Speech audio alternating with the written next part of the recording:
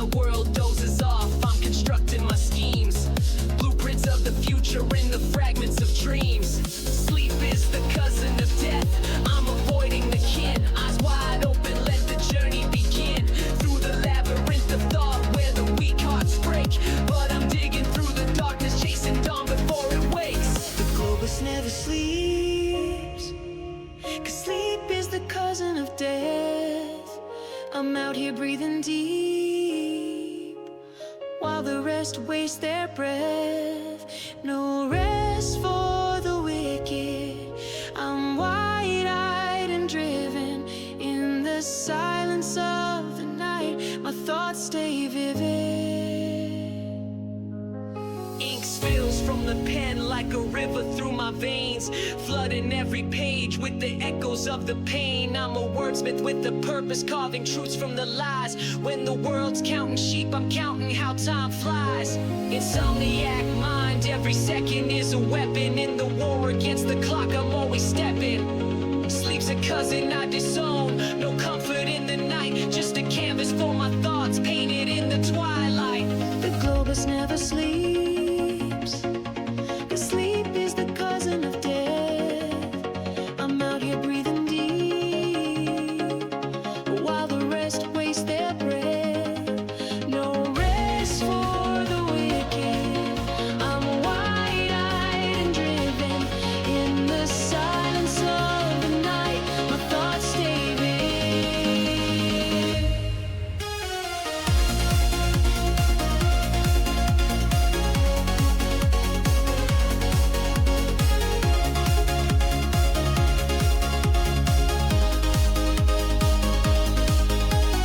Dreams are for the sleeping, but I'm living in the real. Grinding through the dark where the truth is revealed. Every thought a spark, every line a fuse.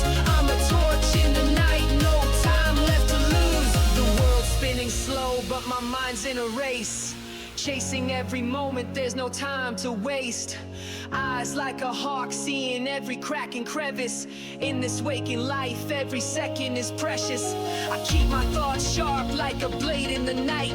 While they're lost in their dreams, I'm honing my sight. Sleep is a cousin I've learned to forget, 'cause the globus never sleeps, there's no time to rest yet. The globus never sleeps, 'cause sleep is the cousin of death. I'm out here breathing deep, while the rest waste their breath. No rest for the wicked. I'm wide-eyed and driven in the silence of the night. My thoughts stay vivid.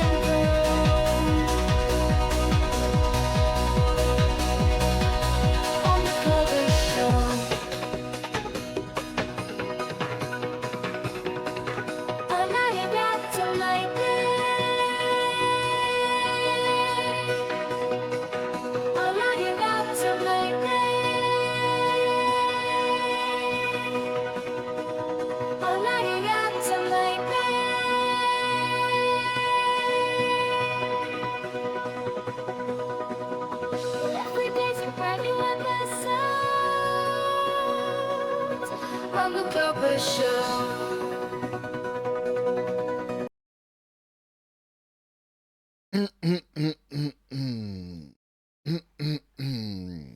What up, what up, what up, what up, what up? What up, Twitch? What up, Larry? What up, Cosmic? What up, Burl? What up, Charm? Chaos? It's your boy. What up, bots? What up, lurkers? It's your boy. What up, tiny people in my chatterino? It's your boy.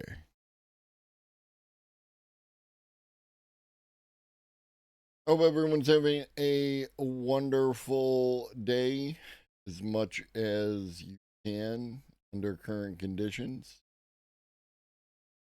Do do do do do do do do do do.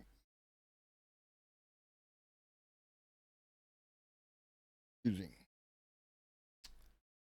And so I don't really have anything to say. So we can just kind of get to the content. Snappy is sleeping, by the way, Cosmic. I'm sure you're wondering. Snappy is literally sleeping. This is news. 2. Ryan Lake. I'm going to go to lunch. If you're just Could you just start at the beginning? how did this happen? We're living in a nightmare, Danley. Well, what are people saying? One man was saying, help, help, help, I'm burning. You there with the microphone, help me. I'm in the car burning, help. Fascinating. Keep us posted, Ryan Lake. I'm going to go to lunch. If you're just joining us, nothing matters anymore. We sent Megan Lee Fox to investigate. Megan Lee. You're live, Megan Lee. What? Never mind. We're going to go now to a parentless bird. This bird has no parents that we've seen. Its life is in shambles. When asked, the bird had this to say. Speaking of birds, let's check in with our eye in the sky, Timothy Chalamet. Timothy, how's the traffic There's looking? zero traffic up here, Danley. That must be nice. I'd love to get my Dodge Camry up The there. heavens are empty. The war in everywhere continues to rage on. We go now to our war correspondent, Pedro Lee Pascal. Pedro Lee, what can you tell us? The Applebee's is closed. Like? It's not open. You can't get in no matter how hard you scream. Where are people getting their food from?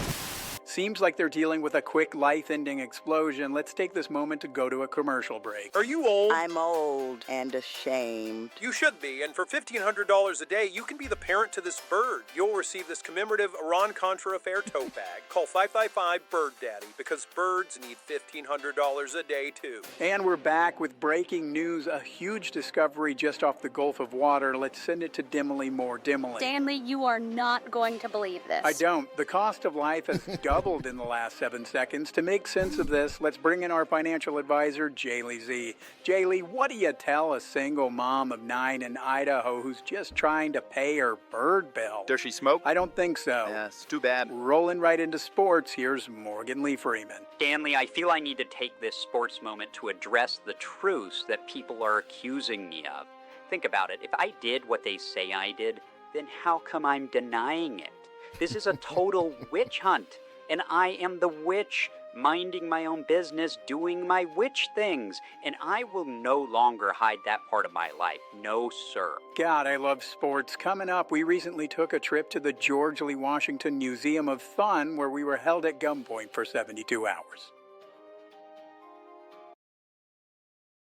Never misses. Never misses. All right, let's get into the AI stuff. Not that that wasn't AI stuff, but you know what I mean. You know what I mean.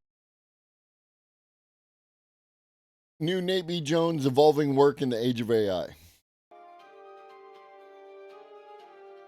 We're talking about pride of ownership today. And I know you might think, hey, Why are you so quiet?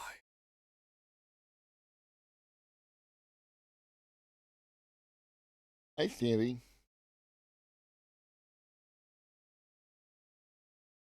You want to come up?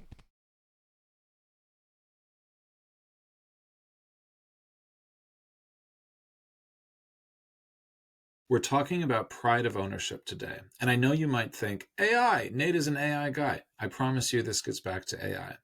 At the end of the day, most of the conflicts we see in our public institutions and in the private workplace are about how we handle pride of ownership in an AI world? I have never disagreed with Nate more than this moment right here.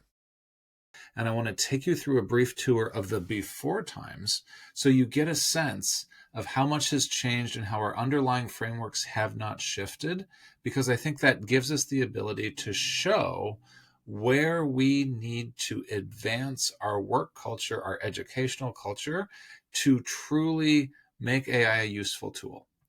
We begin before AI. We had 3 implicit questions that we asked every time in work, at school, if we took pride of ownership in something. It is, did you author it? Do you truly know the material? Can you show me the chain of provenance for this material? That happens with property and transactions, but it also happens with work. Can you show me the reviews it went through? Is a conversation I've had about mini docs. Professors have asked how many books I read. They're implicitly asking about the chain of provenance of the idea. So show me that you can keep the idea and have a sense of integrity there. And finally, can you show that you have ownership on outcomes? If you're in class, it's do you have ownership on the grade? If you are at work, it's do you have ownership of your KPIs? The point is, those questions are not new. We have been asking those questions since Ian Nasir complained about What a fancy pudding. his copper shipments because someone was not upholding their end of the agreement and not taking pride in their work. And yes, I am making a very nerdy reference, and I hope someone appreciates it. The point here is that those underlying components of pride of ownership will not change in the age of AI. They won't. Stop expecting them to. When you get into a fight, whether it's at school, whether it's at work, whatever your context, about whether AI is appropriate to use, it almost always comes down to pride of ownership. You need to be able to answer all 3 of those questions affirmatively in order to have a positive, communal AI productivity experience. And I know that sounds weird, like it's very hippie to say it that way. But fundamentally, when we use AI one-to-one, where I am talking to the AI, if I am doing so in the context of group work, the group is affected and demands to know what's going on, implicitly or explicitly. And if they feel like they don't, the instinct of a lot of groups is to clamp down. And so if you were in an environment like that, you have to recognize those are the 3 questions people are asking. Is, do you know your work? Can you keep your work? Do you understand the chain of provenance? And can you be responsible for the outcomes? Can you hang your hat on what happens afterward? Those are the things that work is expecting. And I believe we can answer yes on those in the age of AI. It's not impossible. You can do it. You can, in fact, use AI to prompt and ask yourself questions of the data that you have at your disposal so you know your product area, so you know your domain, so you know your educational subject matter better. You can actually increase your product knowledge.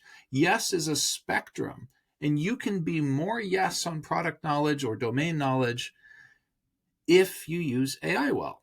And so in a sense, part of the interesting thing about AI is that people tend to assume you can use AI as a cheat sheet and skip the product knowledge part, but it doesn't have to be that way. It can be the reverse. Similarly, with provenance, you can be transparent about where you are using, evolving, and thinking about your arguments. Sometimes that's as simple as saying, ChatGPT and I have been working on. I feel like he didn't come up with that.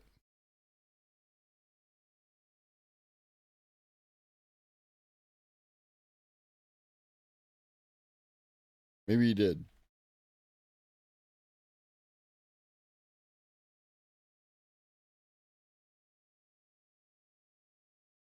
Yeah. Yeah. On this together. Sometimes that's as simple as saying, This is an argument. I evolved it after this conversation, then I processed it through ChatGPT, and I used this prompt and came back. And that more formal sense might be appropriate if legal might get involved. There are cases now where documents are being created with legal implications inside workspaces, and you have to have some provenance, and that may include the prompts. But even if you're not that formal, it is still appropriate to understand for yourself how you gained conviction in a space. And I think that's the heart of it. And so maybe it's not about logging all your prompts and this and that, although maybe that's the best practice. It's about, is your workspace and the artifacts you're leaving behind in a position where a stranger who is fluent in the art could come in, look at the workspace, look at the artifacts, and evolve to a place of similar high conviction that you have about your angle of approach on your work. Does that make sense? Like, could they look at what you have left behind and gain a sense of conviction because you have left enough behind that there's a bit of a chain of provenance on your thinking? That's what keeping means to me, this keeping your thinking. Finally, on outcomes, that I think that has changed the least in the age of AI. Like, at the end of the day, you are still accountable for the KPIs. And there is still a gut level accountability to say, it's on me. The grade for the essay, it's on me if you're in education. The performance of the team, it's on me if you're a manager. That kind of thing. That level of commitment is not different than it was before, but people sometimes think you're going to skip it because they think that people will depend on AI and then blame AI. I got news for you. You just cannot blame the machine. It's the old joke from the IBM slide that a machine can't make managerial decisions. Well, joking aside, it's still kind of true from a human perspective. Humans expect humans to own and be accountable. So you got to be accountable. And that's as old as taking accountability for your copper imports. And I am just going full nerd here. I hope someone appreciates it. So there you go. So given what I understand of what he's talking about, I believe that I agree, right? Because I have said, like, you can use, I'm all for, I'm 150% for you using AI to create your, scientific paper. But that's your paper. It's your responsibility. Whatever's in it is on you. Whatever's missing is on you. Whatever's right, whatever's wrong, it's on you. Right? You put your name on it, it's on you. And that doesn't change with AI. Make a very strange thread through the subject. The purpose of using AI is so that you don't have to go through all the laborious steps and waste time to get to the end product. And in any case, why should the product be for the use of other human beings? I mean, the product should always, generally speaking, you're going to want product that's of use for other human beings. And what he's saying is that even if you use AI to create something, then you could, like, by leaving, like, for instance, let's say that you used Gemini for some brainstorming, by having that entire back and forth contained in, like, a Google Word doc that was somewhere in your stuff, what he's saying is that someone else could look at your, your process of brainstorming and ideas and conclusions and everything else and get to the same place that you are. You know what I mean? If I understand everything that Nate's trying to say there, then I would say I agree. It's about making sure that you are responsible for knowing your domain, keeping the provenance of your work in an artifact form that people can understand how you evolved conviction, and you're responsible for your outcomes. And that's true before AI, and that's true with AI. And I think if we understood that and we talked about that more, we would have fewer arguments about when and where to use ChatGPT or Copilot, because they would be grounded in what's really going on, which is an agreement in how. His assertions do not work with me. I produce products that go up on YouTube, but, well, and I get my reward or satisfaction from producing the product using AI. Don't go through all the long, laborious work, and people like my work. Right, but you have a process, right? If I were to ask you to demonstrate your process, you could show me, like, I don't know, if you create something for Suno, right? Do you just use Suno, or do you get your lyrics from one of the, LLMs, right? Like, I often get my lyrics from the LLMs, and the music is created through Suno. And I could demonstrate that, and I have demonstrated that, right? So the process of getting from point zero to a completed work that I am happy with has demonstrable steps that I could share with another person. We work. We need to reforge those agreements in how we work. And I think that framework is a way to think about it. Cheers. Up next, how AI is already changing jobs. Today we're talking about how AI... Gonna go put Yeses a Spectrum into Suno?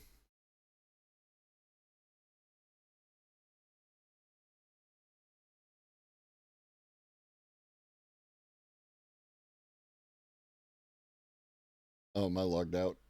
Am I logged out? I was logged out of the Suno machine. Can I help you? You don't want to play by any of the rules anymore, Stampy.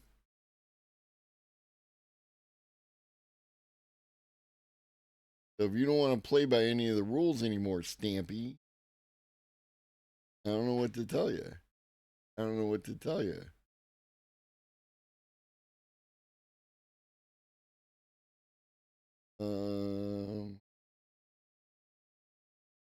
We'll just throw it in here.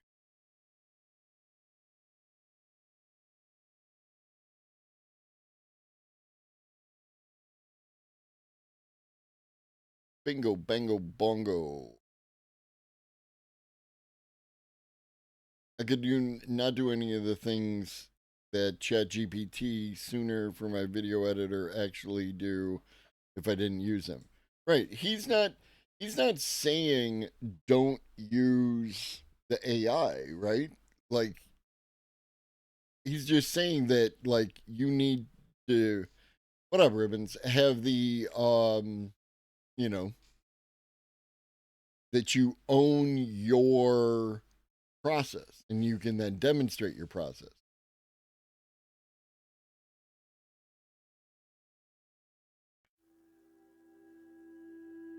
You paint the skies with your soft reply. Every shade beneath the white, a whisper blooms a heart. Yeah, not for me, dog. Definitely something I'd have to play with. is already changing jobs. Welcome back to the AI Daily Brief. I'm fairly sure confident people on the internet told me that AI is not changing jobs. Like people who did a survey of, right, Larry. People who did a survey of Denmark determined that AI is not changing jobs. that when all is said and done, probably the #1 topic on this show, in some ways, will have been the relationship between AI and jobs. There is perhaps no bigger impact in the short term, at least, that AI will have than on reshaping the economy and the job market with it. This is an extremely fraught area. It's one where people who are concerned with AI are extremely vocal about their concern. And frankly, it's an area where even What up, Minty? the accelerationists kind of lay off. I've spoken extensively on this show about why I think that AI is really coming for all of our jobs, but that the net result of that won't be that none of us have jobs, but that pretty much all of our jobs will look different. I am, it will come as no surprise, extraordinarily optimistic about the long-term shape of work in the era of AI. But I am also not glib about the real disruption that's going to happen along the way. I don't think that these things are mutually exclusive, and I'd like to contribute to us having a more reasoned, nuanced conversation about all of this. Reason and nuance. Now, the specific context for today's discussion of this topic is 1, a set of Microsoft layoffs, 2, some news coming out of Klarna, and 3, this interesting profile of Moderna merging 2 departments, and 4, some interesting findings from Lenny's newsletter and podcast about OpenAI roles. But let's start with the Microsoft side of things. The company recently announced around 3% of its workforce was being laid off, equivalent to 6,000 to 7,000 people, and many of these were extremely lucrative positions. Software engineering was one of the hardest hit areas. Of the roughly 2,000 positions that were cut in Microsoft's home state of Washington, 40% of those were software engineers. The rest of the categories were pretty much all management. About 20% were project managers, technical program managers, business program managers, and customer experience program managers all got hit as well. The information summed it up as Microsoft targeting middle management. Importantly, a company spokesperson said that the layoffs are not related to performance. Instead, they are meant to reduce the number of managers and, quote, best position the company for success in a dynamic marketplace.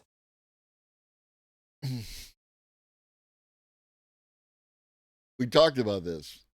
We talked about how the place where AI is likely to have its first impacts is the manager, right? Because of the nature of what a manager does, especially in a cubicle type business, right? There are very few tasks, if any, that the AI couldn't do that a manager does, right?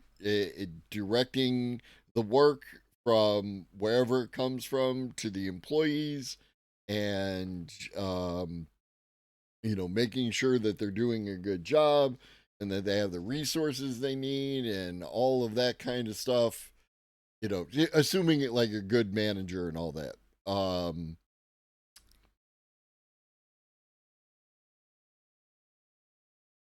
Today we cry, they take our jobs, but let AI and tech carry the hard work for a bit, and I bet humans are anxious if we have to return to work. History repeats. I mean, history rhymes. History doesn't repeat. But given what you're saying, all I'm saying is if you started firing off $1,000 checks to everybody, they would not want the $1,000 checks to end.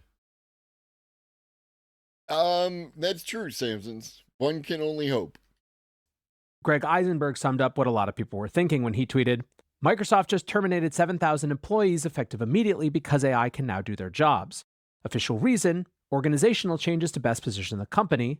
Translation, AI just boosted productivity enough to replace thousands of roles overnight. Now, there are 3 potential explanations for this. One, broadly speaking, right? You got to watch your confidence when you say there's 3 potential, or 2 potential, broadly speaking, right? General category. Go ahead. Is that every company is thinking a little bit differently right now about economic instability and resilience. I think it would be probably overstating it to argue that these were tariff-related job cuts, but there is absolutely and undeniably a sense that the economy is more unpredictable than it was just a few months ago, and more unpredictability tends to lead companies to look for ways to have more flexibility, which often means trying to reduce costs. There's also the longer-term phenomenon that big tech just hasn't been hiring. In fact, they've been shrinking. And to some extent, one could say that this is a return back to the mean after the very heady hiring years of the 2020 to 2022 COVID era. Another explanation, maybe the most basic, is that Microsoft could actually just think that they have too many managers. They might have decided that they made a mistake in how they've structured things. For anyone who has worked inside or with a big company, I don't think it'll take a huge leap of imagination to believe that that might be the case. But of course, it's hard for many not to think that AI has to be at least part of the culprit here. Especially given that recently we've heard that AI has written up to 30% of the code at Microsoft. The fact that software engineering was the hardest hit, at least in the Washington state cuts, What up, Michael? Is there any information available about when ChatGPT's image generator will be updated? I have not seen anything related to that. Features I would like to see include in-painting, more accurate text generation, and the ability to create usable infographics. For example, if I request a historical map of the United States land acquisition alongside the modern United States, the image often gets cut off or contains some gibberish text. Yeah.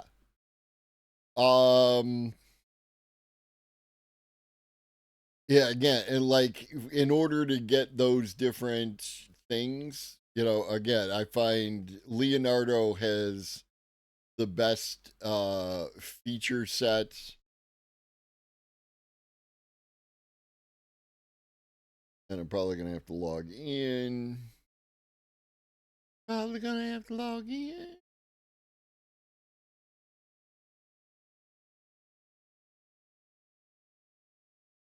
I'm just fine with Windows 11.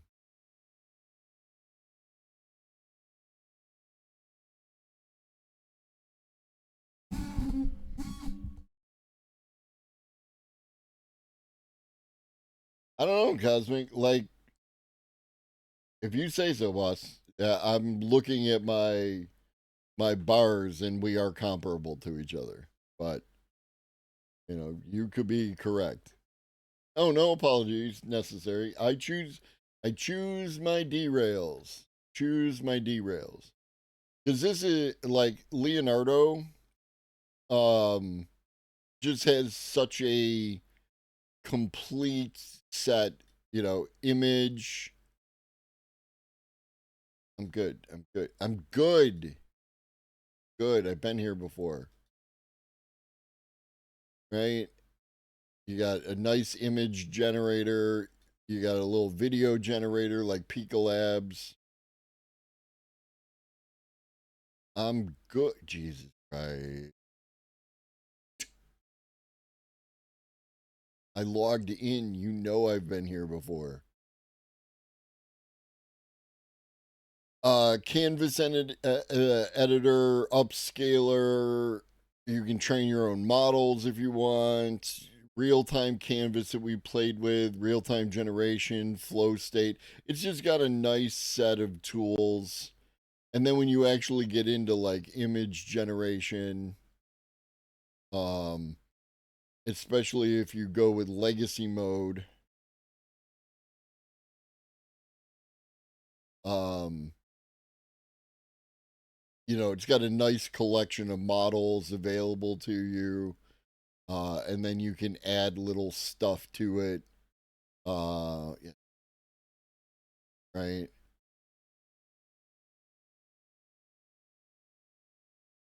So when it comes to image generation, I still think that Leonardo is the best. But if I'm doing words, then I got to go to Ideogram.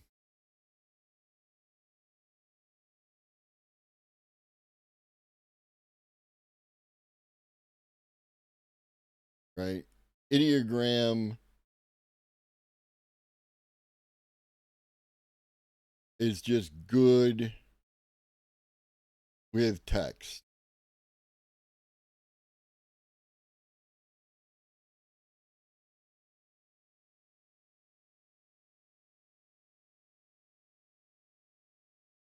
You know. They are free to use, and then they have paid higher tiers, you know, that you can do more, and you know, there are certain features that are like paywalled, or you only get so many uses and that kind of thing. But like all of this stuff here, I've never paid for Ideogram. So everything I've created with Ideogram is, you know, was done on the free tier. Right? Get a fucking goalie. Like Nestazine. Are you struggling with too many nested scenes in OBS? Nestazine can help. Do you think I should be asking ChatGPT to generate a historical summary of land acquisitions, keeping to the example, and then create a map based on the summary? I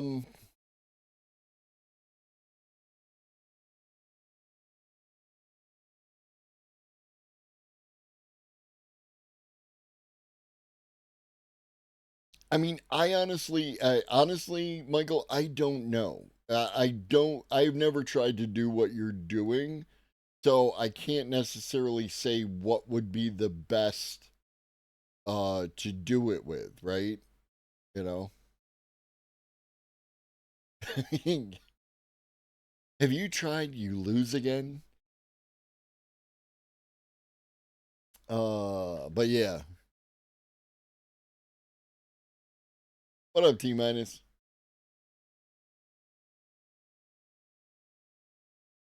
Does make one wonder if these things are related. Now, there has been a lot of chatter recently about AI and its likely impact on jobs. In fact, there has been a growing chorus of leaders who are changing their internal policies because of AI. This started back in April when the CEO of Shopify had a memo leaked where he discussed extensively his thoughts on how AI was going to change their business, but where the most notable part, at least from a media standpoint, was the fact that basically before requesting new headcount, teams had to prove that they had tried to do whatever needed to be done with AI and just determined that they couldn't. Not job cuts, but instead sort of a soft hiring freeze, saying use AI instead. That was followed up at the end of April with Duolingo announcing something similar. Although in this case, there were actual changes. In announcing that the company was going to be AI first, part of that was starting to replace contract workers with AI for content generation. One of the important things from CEO Luis von Ahn's memo about this is that it very clearly showed that we are shifting away from AI being thought of. There are a few videos and whatnot related to Duolingo and how everyone is leaving Duolingo. I can't find any data to support that claim. I'm not saying that people aren't, and I'm not saying that people aren't leaving Duolingo because of their AI policy. I just can't get anything that would indicate that, like, everyone, right? Even a metaphorical everyone is leaving Duolingo. The only thing I can find are things that lead back to Reddit.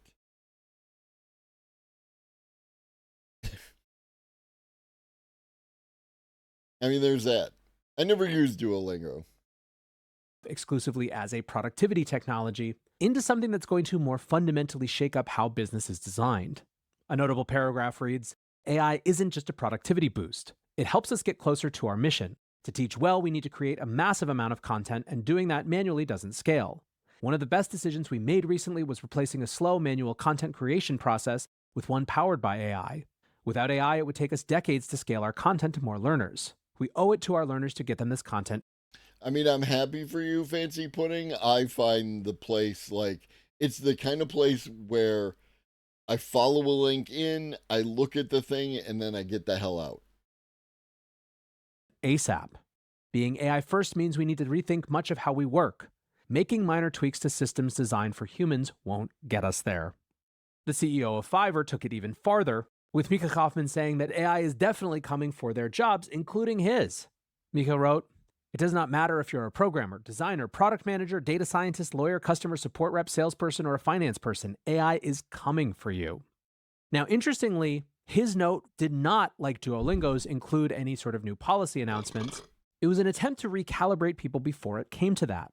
This has all given the market and society a lot to digest, and as you might imagine, the response hasn't been universally positive. For as much as some people are lauding these CEOs for saying out loud what many are thinking behind closed doors, many users of and subscribers of their Think like this. Duolingo is facing blowback on social media. This doesn't necessarily mean anything, right? All sorts of stuff gets blowback on social media, and it's just loud, right? And the Klarna thing, again, based on what I read from Klarna, is that the reason that they were hiring human beings back for their customer service role, mushroom, exclamation point mushroom.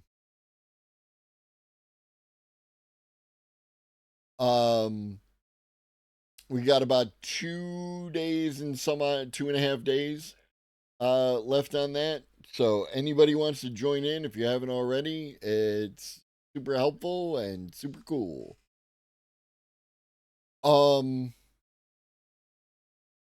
But Klarna was hiring humans back because their clients wanted humans in the loop, not because there was any failure of the AI. Now, you could make an argument that, well, if the clients didn't like the AI enough, then it wasn't good enough, that kind of thing. And you can make that argument, right? And I would be hard pressed to argue with you. I would just remind you that human beings are often set in their ways. And even if an AI chatbot can provide them with a better experience, the nature of how humans are can lead them to want to talk to a person for, some reason. What up, man? Services don't like this shift to AI and are voting with their feet and their dollars, which is, by the way, a totally appropriate and market-aligned way to send signals. Now, interestingly, one of the companies that was earliest on this trend was Klarna. Years ago, even as Gen AI was just getting up and running, Klarna was talking very extensively about how it was replacing big sets of its customer service agents with AI, and how it was even rebuilding SaaS software from the ground up for its particular needs. Recently, some news came out, however, that seemed at first glance, at least to some, to contradict Klarna's narrative. Fast Company wrote a piece called "Going AI First Appears to be Backfiring on Klarna and Duolingo." Klarna is hiring again after replacing employees with AI. Meanwhile, Duolingo is facing blowback on social media. Now, I already talked about the Duolingo part, but when it comes to the Klarna part, recently CEO Sebastian Siemiatkowski said that they were actually slowing AI-driven job cuts and hiring more people again. Bloomberg reports Klarna Group's CEO says his pursuit of cost-cutting and customer service, fueled by advancements in AI, has gone too far. To that end, he's plotting a rare recruitment drive so the buy now, pay later company's customers will always have the option of speaking to a real person. The firm is piloting a new cohort of employees in a, quote, Uber type of setup, where they can log in and work remotely with a view to eventually replacing a few thousand human agents that Klarna currently outsources. The pilot has started small with 2 of the new breed of customer service agents live now, but the ambition is to tap into candidates such as students or rural populations. Siemiatkowski said, from a brand perspective, a company perspective, I think it's just so critical that you are clear to your customer that there will always be a human if you want. Now, some people, even tech-adjacent folks, jumped all over this. What up, Science Politically? I mean, that's what I heard in that statement, right? It's about the client. It's not about the customers of the clients. It's about the client. Client wants humans. In what you're doing, you're going to give them humans. SPAC Lord and All In podcast member Chamath Palihapitiya wrote, not nearly enough people are talking about the implications of Klarna rolling back some of their AI bets. Not knowing any of the details. I love this. I have no idea what's going on, but I have opinions because I'm on Twitter. I can guess why. Replacing determinism or humans with probabilistic code is fraught with edge cases and requires new ways of software development and process engineering that aren't well solved yet. The implication to an entire generation of AI apps will be severe, as more companies come to terms with the difficulty in getting products to work reliably in production with AI in the loop. Customer service may be the first funeral signpost. The result will be that many startups will need to simply use AI for narrow use cases and then otherwise act deterministically. So what if people funded then? An AI company? Not really. Just a really overpriced SaaS company at AI valuations. Now, if you're thinking to yourself, boy, that's a lot of presumption for clearly saying that you don't know what's actually going on, you are not alone in that feeling. What's more, Sebastian jumped in to say that that's not exactly what's going on here. He responded, we did not really decide to roll it back. We're actually accelerating it. Bloomberg focused on one part and the rest of old media picked it up and twisted it a lot. Happy to share with you what actually happened and is happening. And I think that means something. So here's what I read when I saw that post. What I read was that a CEO who had wanted to be on the forefront of trying out AI was calibrating based on what the market actually wanted, which, as it turned out, was the option of people. One of the things that I think gets radically underappreciated and underdiscussed when we talk about these sort of shifts is that organizations finding new efficiencies and saving money in a new way of doing things does not a priori mean that they will not reinvest that money in other human areas. Specifically, the fact that AI agents can do a huge part of customer service extremely well does not a priori mean that companies are all going to just pocket the savings from cheaper customer service and go on their merry way. Instead, what I anticipate happening will be that many companies will decide to invest in a comprehensive customer service system that includes at the top end some of the best trained, best prepared, most empathetic, most adept problem-solving customer service agents you've ever seen in your life. A thing that was once whatever could become a prestige position. And indeed, Right. And like there is some indication that AI Daily Brief has got the correct perception, right? Again, we're talking about less jobs, right? Because when you get to like tier 2 and tier 3 escalation, you know, like you don't need as many people because the majority of problems can be handled by your front line. Your front line is AI, right? It's a chatbot, it's an automated system. And then if you are either unable or unwilling to resolve your problem with that, then you get rolled into the tier 2 and tier 3. And those people are going to be the best of the best, right? There is going to be less room for people who are okay at customer service or who are decent at customer service, you know? What up, X1011? They shouldn't have ever taken away real people as an option, just as an AI as the default service agent to prove itself is better. And like, do companies sometimes pull the trigger a little early because they haven't properly integrated the full system or, you know, aren't prepared for the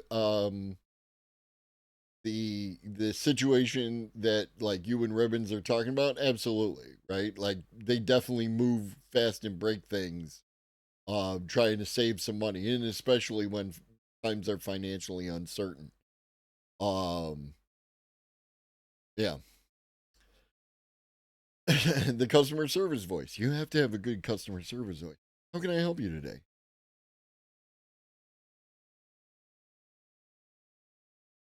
CEO Sebastian took to Twitter yesterday to clarify all this. He said, "I really try to be balanced and consistent. It's just two things can be true at the same time. We drive huge efficiencies helped by AI, and that continues. And we realize in an AI world, the human customer..." Thank you for calling Globus the Elder. My name is Globus. How can I help you today? Well, that sounds unfortunate. Let me see what I can do to alleviate your problem. Could you provide me with your account number and first and last name so I can verify I'm speaking with the correct person? Connection and support will be valued even higher, and we must Have you just tried smoking the weed about it? offer it. Media does not deal well with two messages at the same time, though. Now, holding aside the all too easy critiques of media, this notion that AI is going to increase the premium on human talent has implications that I think extend way beyond just customer service. I recently wrote this post and did the companion podcast about how AI will change consulting and professional services, and a big part of it came down to, in a world where all the skills are commoditized and all the knowledge is accessible to everyone, people are going to work with other people they like. What we previously might have derogatorily considered soft skills, things like communication, empathy, creativity, taste, whatever, are going to become the most valuable skills. The things that make us humans rather than machines become even more valuable when machines are doing all the stuff that we used to do. And so if the answer isn't just things going away, but things changing, are there areas where we might start to see or get a glimpse of what that change is going to look like? And that Mine is whenever I get to like the next stage of talking with the the voice chat bot, and they're like, you can speed your process along by going on our website. It's like, dude, if I wanted to go on your website, guess where I would be?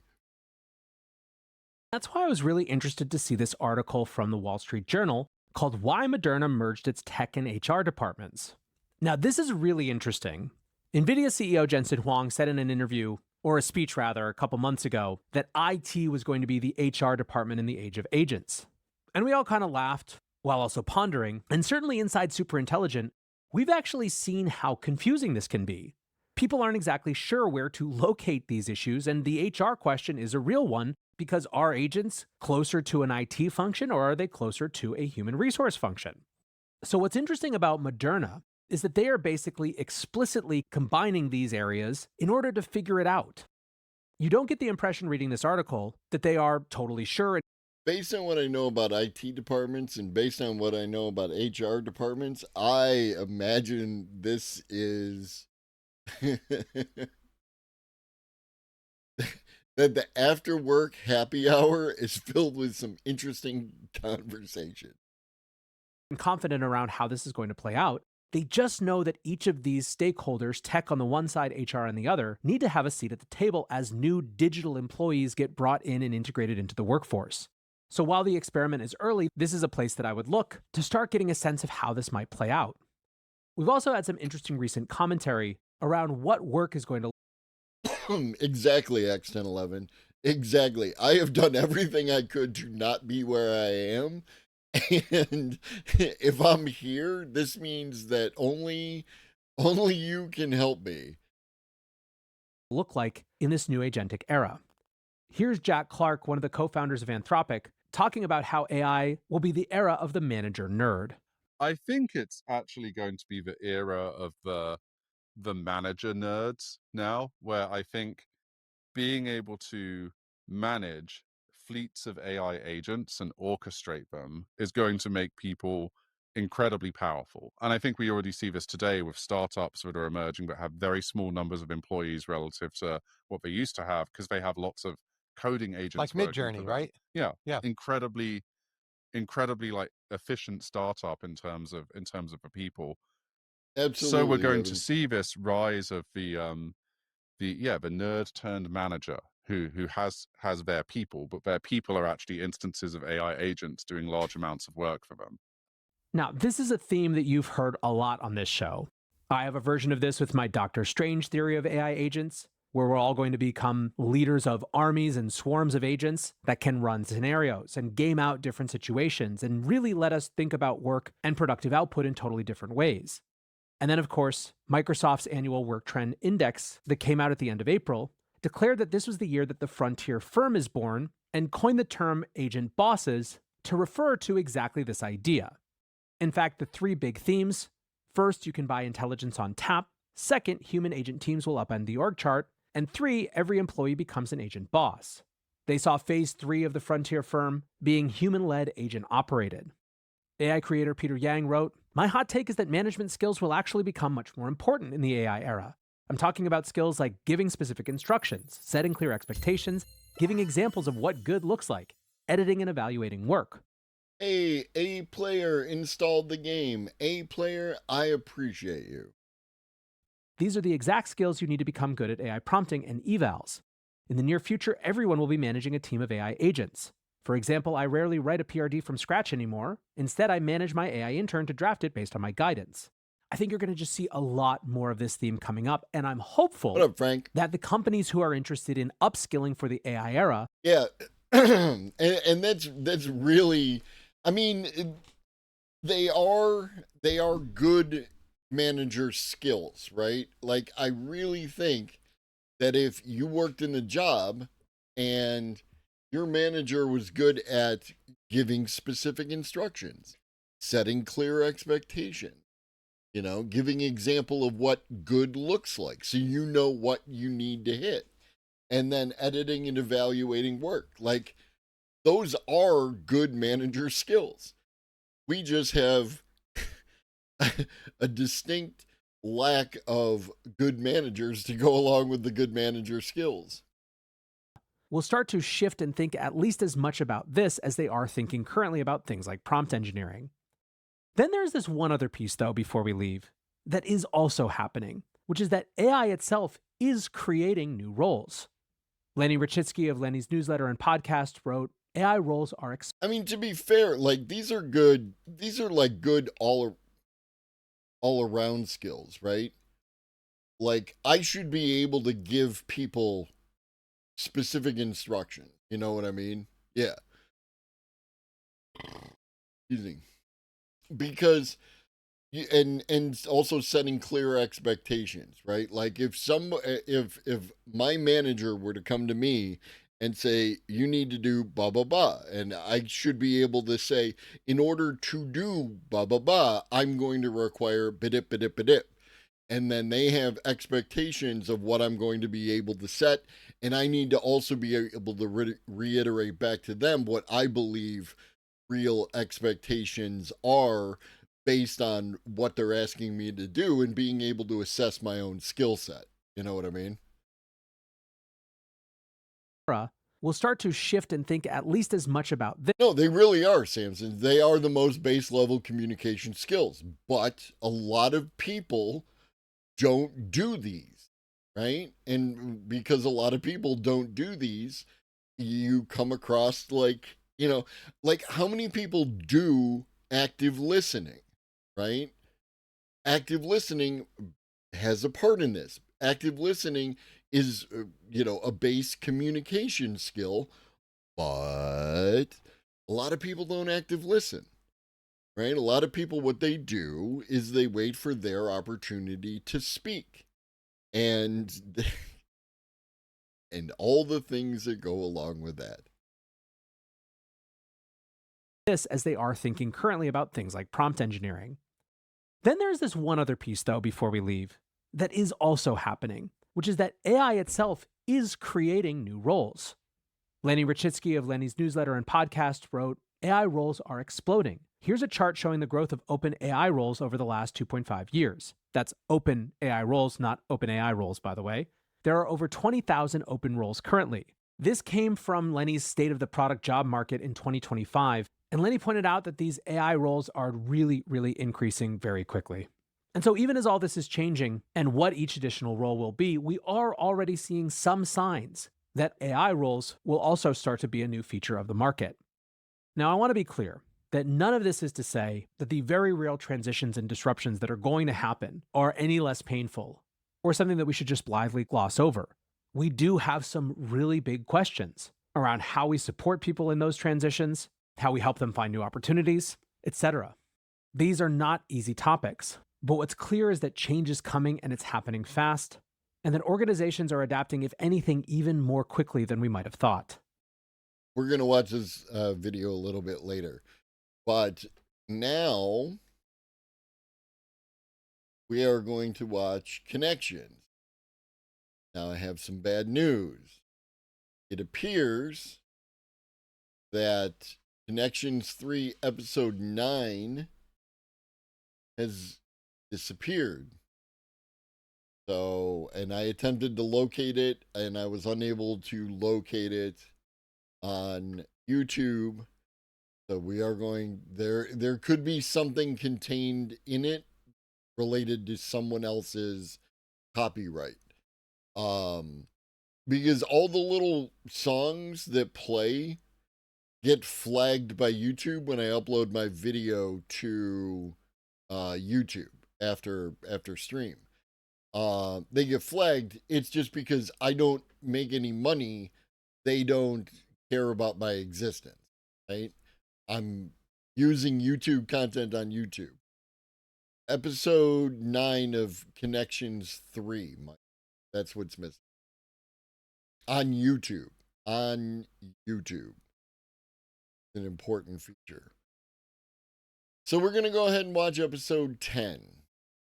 And there is some additional stuff for us to engage in with James Burke. And then we have had other people make suggestions on what else we could watch next in place of Connections. So we shall see. But in the meantime, smoke them if you got them. Get your drinks, your snacks. What up, me? Perfect timing. Drinks, snacks, and get ready for Connection.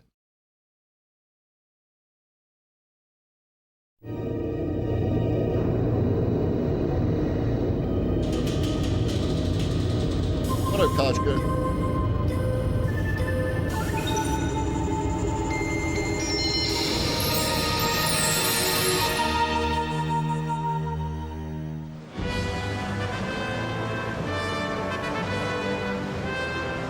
This program reveals how, if you stay cool, free, tropical, healthy, maritime, watery, foolish, eastern, on the move, frog-loving, and experimental, you too can stay in touch. Okay, this is all very scenic, but please focus your attention on this headline.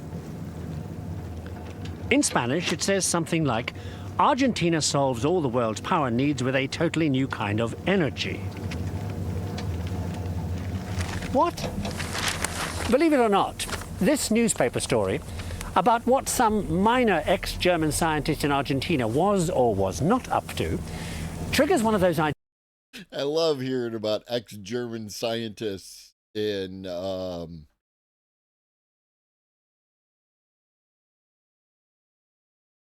look at you. We can pause this. We just started. All right, give me a second because I have to. You can't use, what up, altruism? You can't, Archive doesn't like, Firefox,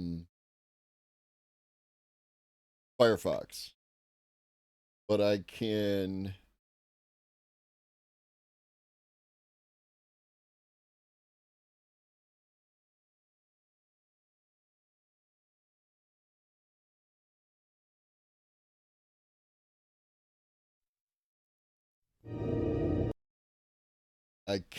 I don't know about the quality. I don't know if it's been upscaled. But I'm going to go ahead and I'm going to shut down Firefox to preserve resources.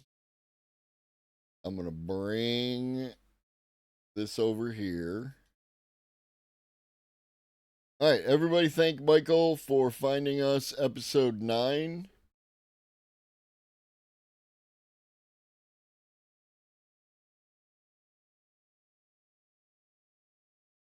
And then I'll just go ahead and have this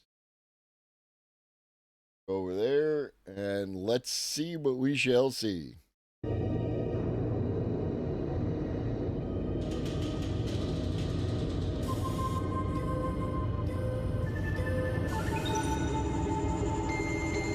All right, it's a little quiet.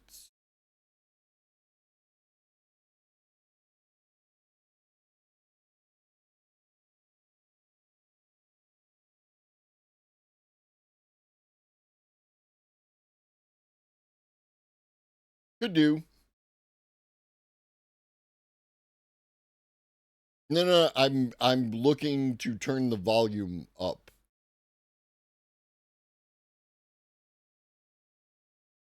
I'm not looking to download the video at this time. See, the gear is just the speed at which it plays, related videos, cast, picture in picture.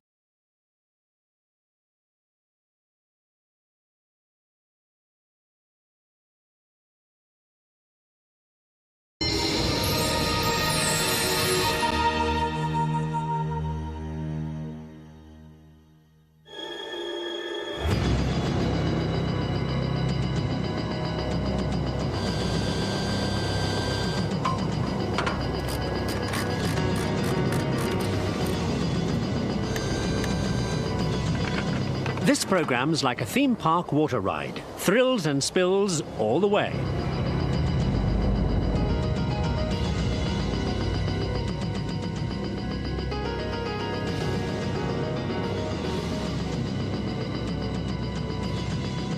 What up, Brad? Look pretty good.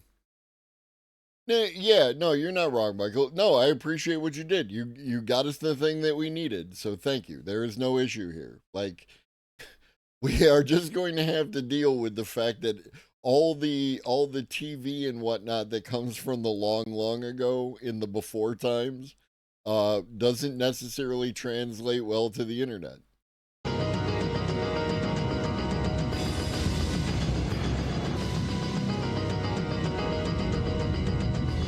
How's the ride end? You'll find out when we hit the water. Awesome, this piece of metal, right? One of these Tornado fighter bombers can put a bomb through the keyhole and really spoil your day. And is this plane clever? Smart bombs, smart missiles, smart navigation, and very smart pilots.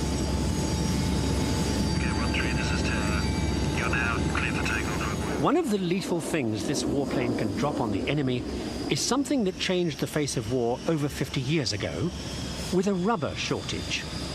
Rubber they used to use in World War II mixed with gasoline so it'd burn slowly when you dropped it on something. An incendiary bomb.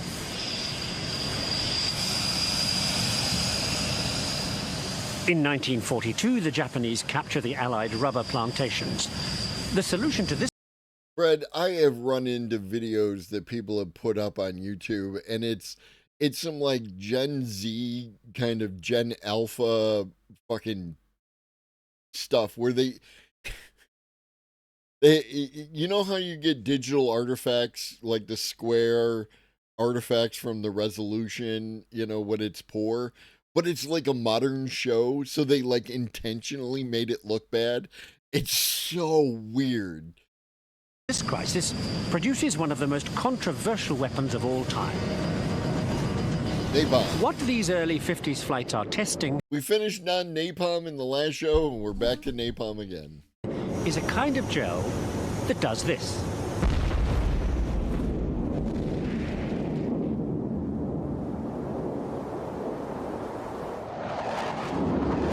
But its most controversial use still lies a decade ahead, in the 1960s. Meanwhile, what is the stuff? The raw material looks like this, an extremely fine powder. All you do is stir it into the gasoline, leave it overnight, after which it looks like this. Oh, excuse me.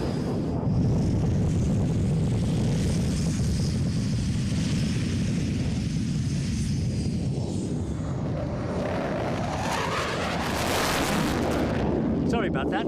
Okay. By the 1960s, this stuff is being loaded into streamlined drop tanks and released all over South Vietnam, getting the serious attention of those below. Napalm is the name, interdiction is the game. The really effective thing about napalm is that when they stick it to you, they really stick it to you. When a 100-gallon drop tank filled with sticky napalm hits the ground, within an area 30 by 90 yards, everything is toast.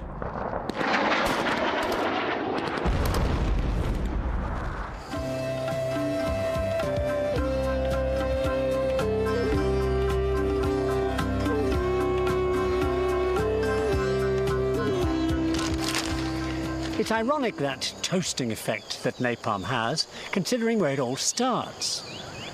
On toast. With this stuff. Invented by an obscure Frenchman named Mege to solve a crucial problem facing France at the time. A rapidly rising population of people too poor to have breakfast. What little food they can afford is a lousy diet anyway. When it comes to energy-giving food that'll keep you going all day long in some factory or other. And as for meat, that's something poor people never see. Now, butter would give you enough energy for the factory shift, but the only people who can afford butter don't do factory shifts. So, Mege comes up with a mixture of beef suet and milk that will spread and is cheap enough for all those poor, starving factory workers to afford. And for reasons that mystify me, he sells the patent to a Dutchman, and the world gets margarine. And likes it so much, there isn't enough beef suet to go round. Which, you might say, changes the name of the game.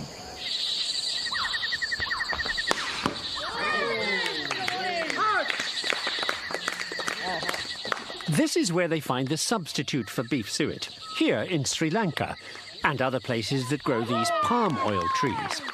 Palm oil is better and cheaper than suet. Oh, and incidentally, it's the key ingredient in napalm. But back in the late 19th century, palm oil is the reason there's margarine on your supermarket shelves today. And it's so easy to get. You just reach up and cut.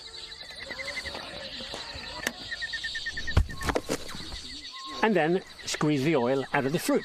What up, Maddie? Of course, it's not as straightforward as I've made out, especially that... You cannot turn margarine into plastic. That is an urban myth.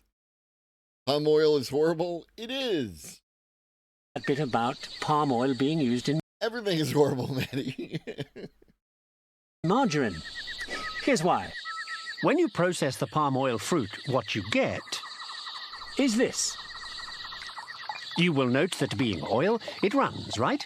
And margarine doesn't. What up, Schuster? Didn't they make monkeys do some of the work on palm oil trees too? It's difficult to say without researching into it. It's possible because you can train monkeys to do a lot of things. But also it's possible that is, an urban myth. Excuse me. I'd say it's probably 50-50. Yeah, I went back to butter as well. I don't consume a lot of butter as it is. But yeah, I'm about the butter. So what's the trick? Well, about 20 years after Mej does his thing, they find a way to harden up the vegetable oils in margarine so it'll spread on the bread. Now, to be perfectly fair... If I may disagree with you, Michael, breakfast is literally break fast. The fast that exists from between the last meal that you had before you went to bed and the fasting that you did up until you eat your break fast for breakfast. The way they do this is extremely boring, but I'll be extremely quick. Okay, here are your palm oil molecules, and here are some hydrogen molecules, which don't normally belong together until you introduce stuff called kieselguhr, a fine powder, onto which you deposit a little nickel, and what the nickel on the kieselguhr does is act like a catalyst. All you have to do is get the whole lot well mixed up, and bingo, the hydrogen molecules stick themselves into the palm oil molecules. Because it's getting hydrogen into the oil, the process is called hydrogenation, and it makes the oil stiff enough so it'll spread on your toast. And the kieselguhr nickel catalyst will do that hardening trick to most oils, including, ironically, fish oils.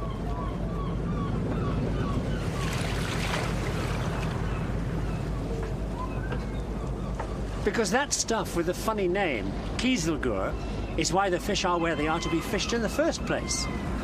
See, kieselguhr starts life as shells on the world's smallest seafood, otherwise known as plankton, aka lunch for teeny-weeny shrimps, which get eaten by bigger fish, then eaten by bigger fish, that you get to eat. That we did, fancy buddy. It's called a food chain. Now, when the tiny plankton die, their tiny shells sink, and zillions of years later have become sedimentary layers you grind up into kieselguhr powder. And we know this because of a fellow named Victor Hensen, who in 1888 is trying to make more money for the German fishing fleet. Hensen designs special nets to catch plankton. There's some in this jar, about 100 million. Plankton. Take a look from a satellite, and you can see what Hensen discovers. Here's some time-lapse satellite shots taken once every month. Okay, watch the green bits, that's living plankton, and you can see plankton don't much like the tropics, do they? Up north and down south, where the gales churn up the ocean, if the plankton eat up all the surface food, there's always more being brought up from down below. So there's always plenty to eat. doesn't happen in the windless tropics. North and south, with pretty constant strong winds drawing cold, food-rich currents up from the depths, plankton thrive. And what that does is explain why you get all those anchovies and tuna off the coast of Peru at certain times of the year. See that plankton growth up the Pacific coast of Peru? The cold Humboldt Current runs up that coast, driven by the winds coming in over the Pacific and pulling food for the plankton up from the deep ocean. So the anchovies that live on the plankton have a feast, and then the tuna that live on the anchovies have a... He was doing it on purpose. Because when he just said it there, he said it like in the regular way, right? feast, and then we have a feast. And the reason that current happens at all is discovered by a Dutchman called Ballo. One last satellite shot. Ballo discovers that Humboldt Current exists because of that west to east South Pacific weather you can see that happens because of the way the Earth rotates.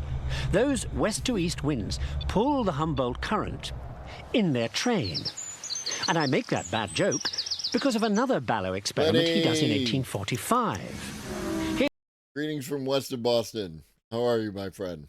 Here's Professor Ballo, and here's his experiment.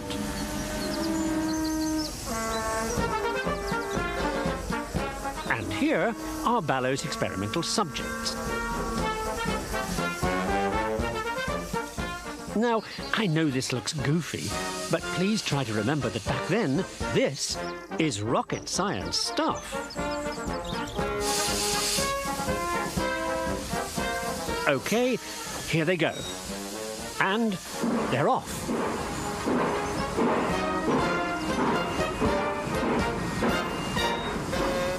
Meanwhile, down the line, the waiting research assistants. Their job, to record with exact precision what they and you are about to hear. The note played by the travelling trumpeters. And here they come.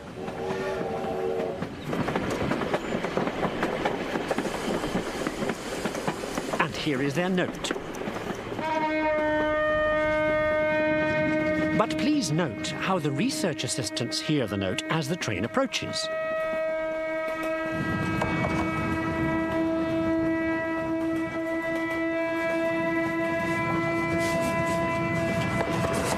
The pitch of the note rises, proving to Ballo what some guy in Prague has said, that pitch rises as a sound approaches you and falls as it departs.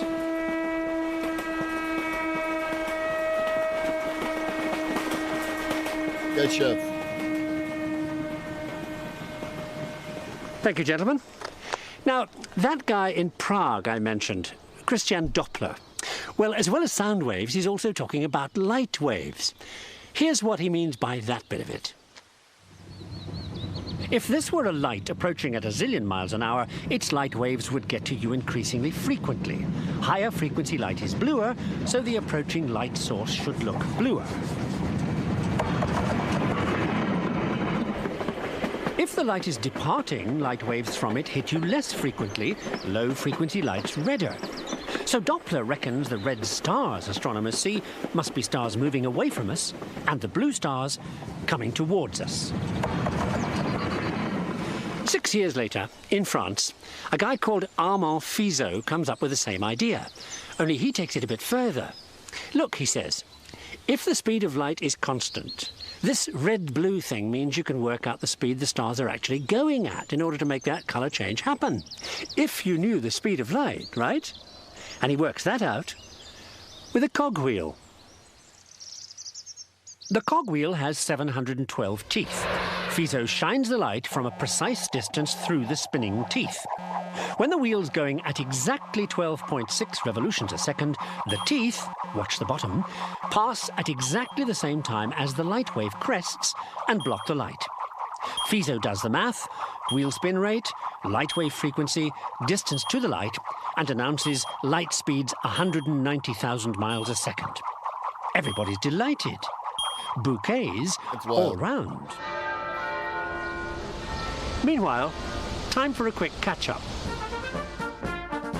On our way to hitting the water, palm oil is hardened for margarine, with a process using that stuff called kieselguhr, made from shells of dead plankton that live in currents identified by Ballo, who also tests the Doppler effect that happens with moving sound and moving stars, so Fizeau works out the speed of light. Fizeau marries the daughter of a spectacularly boring French flower freak about whom virtually nothing has been written, you'll be happy to hear. Not even by his best pal, who lives here in Paris and writes a lot. The scribbling friend is the greatest French romantic novelist nobody's ever heard of, named Prosper Mérimée. Here's his greatest work, The Chronicle of the Reign of Charles IX. I had to read it at school. Try it. It'll cure your insomnia. Thing is, I bet you know Prosper Mérimée, but didn't know you did, on account of the fact that somebody more famous stole one of his stories and turned it into something more famous. What up, Nemesis? Yeah, Lenny, I sent you, like, did you set up a new account? Because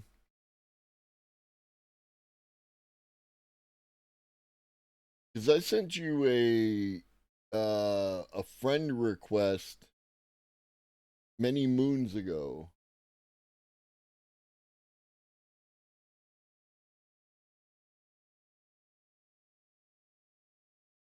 Near 4 months ago.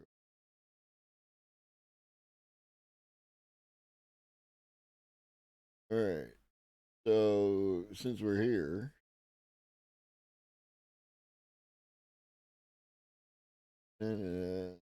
thank you for your patience, everybody. You can imagine the challenges of attempting to do this otherwise. Okay, so that's a fresh link to my Discord, Lenny. See what happens when you click on it, and then tell us what it says. People come and people go. A tale of flowering passion.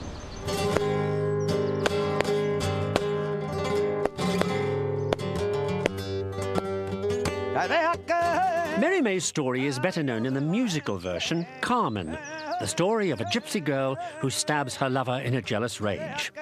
Mind you, the idea isn't Mérimée in the first place. He gets told the story when he's traveling in Spain and bumps into an aristocratic Spanish family and becomes a good pal of them all, and especially the little daughter.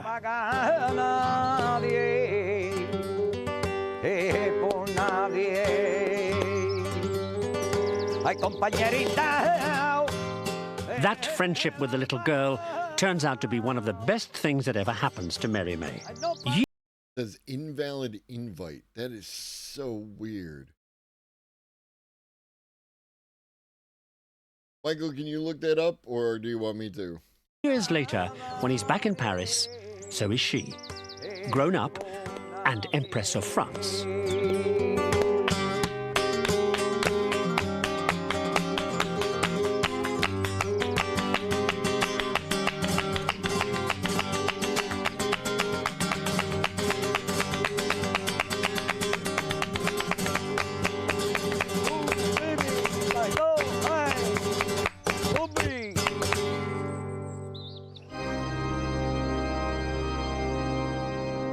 Okay, we fast forward to 1834, when Mérimée's back here in Paris and his little pal is Empress.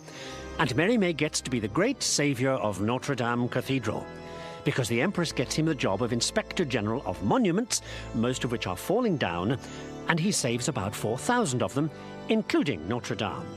Good job. You enjoy the architectural treasures of France. Thank Mérimée. Of course, sometimes they replace a bit, so some of what you're admiring as Gothic isn't. Like this bit, or this bit, or these bits, or this bit. Mind you, most people... So it's a Church of Theseus. people are fooled. And speaking of getting away with it, at one point, Mérimée gets mixed up with a criminal Italian type named Libri, who's living in France and is Inspector General of French libraries. Well, he is until they start noticing that every time he inspects a library, valuable books kind of go missing. Chased by the cops, he escapes to England, where another Italian book lover offers him a job. Is that a joke? Are you setting me up for a haha? Why does the Vatican have so many gargoyles? No danger of Libri stealing this guy's books. I know. I've spent most of my life waiting for days just to get my hands on one. Here, at the British Museum Library. Libri's pal, Antonio Panizzi, becomes the head librarian in 1856, and he's the guy who designs the great main reading room, beloved of readers and snoozers the world over. It's Panizzi who turns the ships.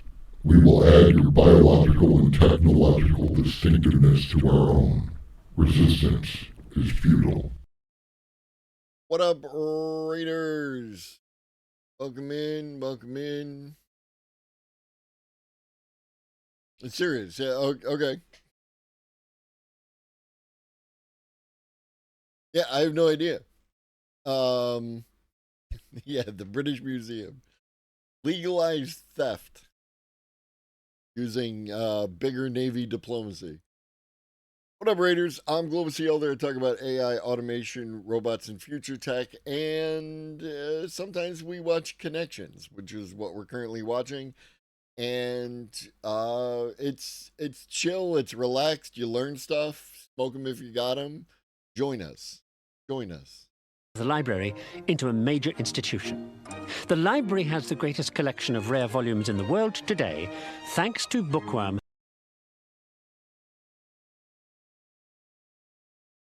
ChatGPT says it means Discord can't find that invite code. Invite settings are one-time use. I don't believe is the case. I can clear that up. Yeah, this says that it expired. Yeah, no limit. Expires after 7 days. I can set it to never. So I don't think that's the problem. I didn't ban Lenny.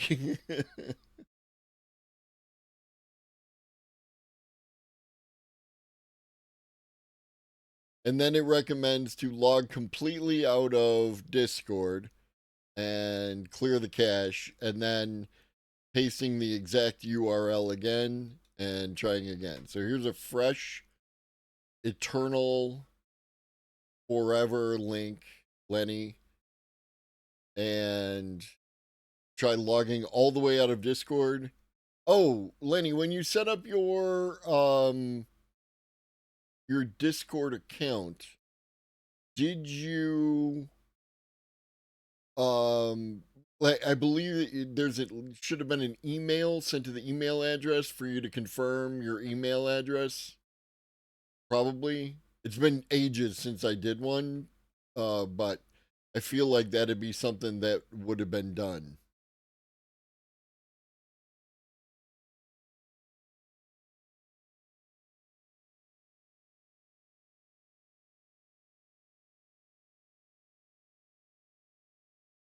Antonio Panizzi. Antonio Panizzi. You can imagine him, can't you, in retirement, settling down in the evening over a nice cup of hot chocolate and thanking the fellow who made it all possible. The guy who invented hot chocolate. Dr. Hans Remember when TLC was the learning channel and there were like educational things on it? Falls, fortunately for Panizzi, the guy who got the British Museum built in the first place. So let's hear it for doctors who invent hot chocolate drinks. And help to cure beautiful women. Well, she was beautiful until the unfortunate event. Well, not the event. The unfortunate event occurs not long before the aristocratic lady in question sets off in 1715 for Turkey. What that doctor, Hans Sloane, has done back in London is save the life of Lady Mary Wortley Montagu from a disease that nearly always kills and always disfigures: smallpox. Lady Mary heads straight for Turkish high society, places like the Sultan's harem, where she meets the wives and concubines and gets to know all about life and love in Istanbul.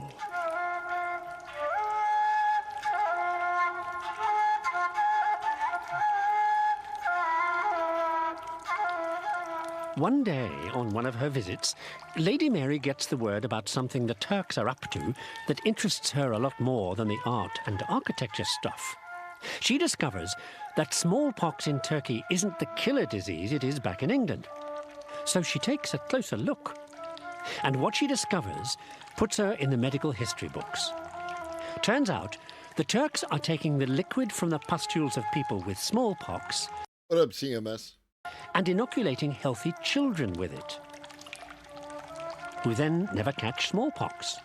This turns Lady Mary on so much, eventually back in England, she persuades the medical profession to start inoculating. The other thing she does here is write flowery letters home about her experiences, including how Turkey is covered in tulips. At the time, there's a tulip craze among the Turkish aristocracy, so they're worth a fortune. And there are 1,300 varieties.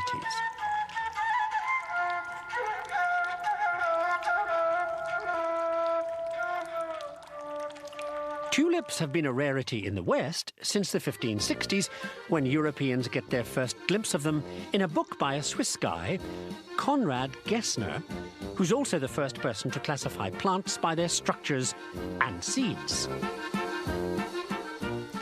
But Gessner's real claim to fame is a modest work he comes up with in 1555 entitled The Universal Collection of Books. Every author since the printing press 100 years before, and dictionaries, encyclopedias, grammar books, and the Lord's Prayer in 22 languages. And something complicated on how to analyze the real meaning of ancient texts. We haven't had any drinking. Well, there was hot chocolate, alleged hot chocolate, but nothing alcoholic, and we have not yet gotten to Scotland. We have been to Turkey, though. That last thing endears him to his godfather, who's keen on that kind of approach to the Bible, and partial to sausages. Me too. I am partial to sausages. What happens next is a rare case of history being changed, thanks to Konrad Gessner's godfather, by somebody's eating habits. Point is, Gessner's godfather is a Swiss sausage-eating Catholic priest about to turn Protestant and persuade many other Swiss Catholics to do the same. So we're talking the theological importance of sausages. Because if you were about to lead a Protestant revolt against Rome, one way to rally others to your cause could be with sausages. Thing is, Gessner's godfather is... And just as I mentioned it, Pharaoh, he's kicking back a lager. One Ulrich Zwingli, and he eats the sausage in question in 1522 in Zurich in Lent. Lent being a time when Catholics aren't supposed to eat meat, which is bad enough. Except Zwingli's a priest at Zurich's biggest church. And it gets worse. He's also secretly married. And worse again, he's a fan of Martin Luther, the guy just recently excommunicated by Rome. And then Zwingli goes totally ape. I mean, he gets up in the pulpit. He gets up in the pulpit and lets the Pope have it. Down, he says, with celibacy for priests. Down with the Mass. Holy images. Music. Latin. Clerical clothing, church taxes, and baptism. The Zurich Town Council love it. By 1525, Zwingli is flavour of the month. Anything he says goes. So when he says turn Protestant, they all do, and go for a new Puritan lifestyle. No more late nights or boozing. As their spiritual leader, Zwingli comes on pretty strong. But when he says roll up the sidewalks, they roll them up. And anything else he asks. He says, for 2 centuries our biggest export has been mercenaries fighting for Catholic countries like France. Now we're Protestant, forget it. Okay, time for a quick catch-up. You remember Mary May, who writes the original story of Carmen, and his pal who works in the British Museum, first opened to house the collection of Dr. Hans Sloane, who treats Lady Mary Wortley Montagu for her smallpox before she heads off for Turkey, land of tulips, first drawn by Gessner, whose sausage-eating godfather Zwingli cancels a contract to supply mercenaries to the French, who couldn't care less, because they've just got a radical new idea, establishing a permanent professional army from people like these, the oldest English regiment, the Coldstream Guards, who move with precision in battle with this new trick.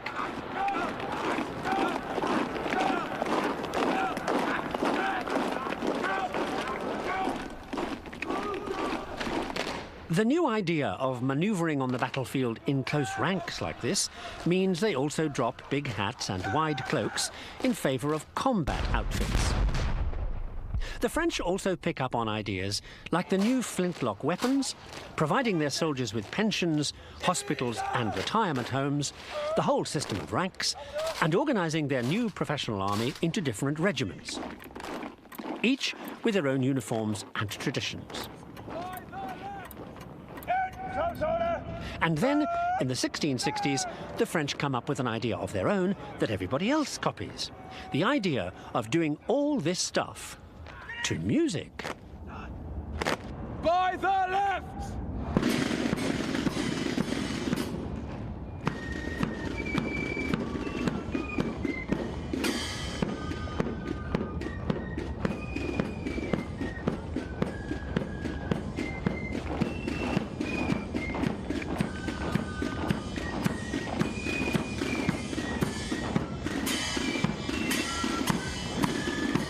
The guy who introduces marching bands also goes on to put music and movement together in a very different way.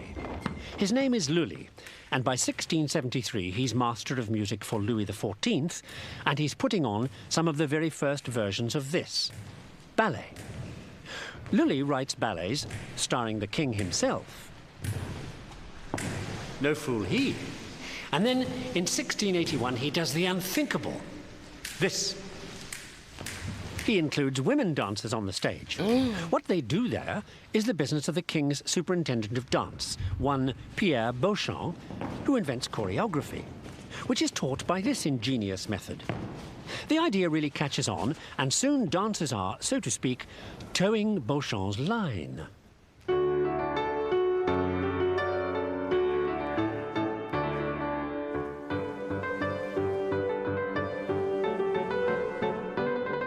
The technique's called track notation, from the line you follow to the different positions of the feet. So, using these notations, here for the first time, is what early ballet must have looked like when they put it on stage in London in 1717. Something like this.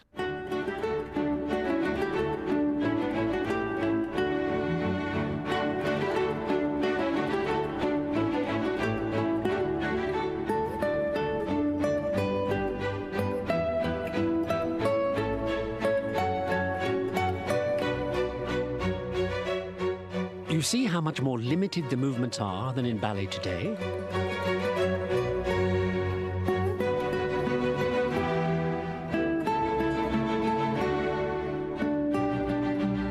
The first time ballet and drama are put together, it's a smash hit called The Beggar's Opera by a guy named John Gay, who does most of his scribbling behind closed doors. Who Whom does he write letters to? Himself. Whom does he dream of? Himself. Whom is he ogling at yonder? Why, himself in his looking glass. John Gay is a minor writer nobody ever hears from again. But for a few months back in 1714, he's secretary to a club of literary biggies.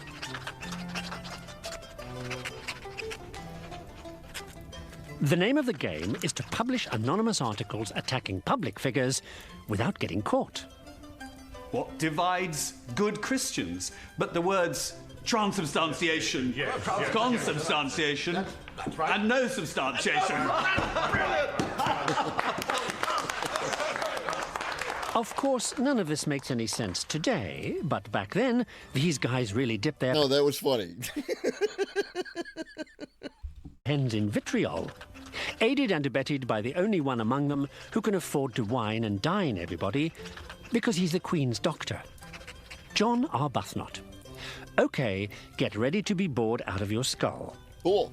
Arbuthnot is crazy for statistics, and he does an analysis of the register of births and deaths and finds out that over a period of 82 years, are you still awake, more boys are born than girls. Divine providence, he calls it. Sounds dull and uneventful to you?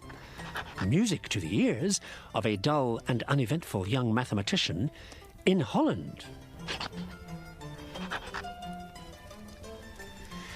And that's all I want to say about him, except to say his name is Willems Gravizand, and he's writing an analysis of Isaac Newton's work. Fortunately, Willem's not the only one doing a version of Newton. Everybody and his dog is. But in this case, one of these guys visits Willem in Holland to get his opinion. This, however, well before the Frenchman in question becomes a famous hotshot philosopher, international scientist, and literary lover.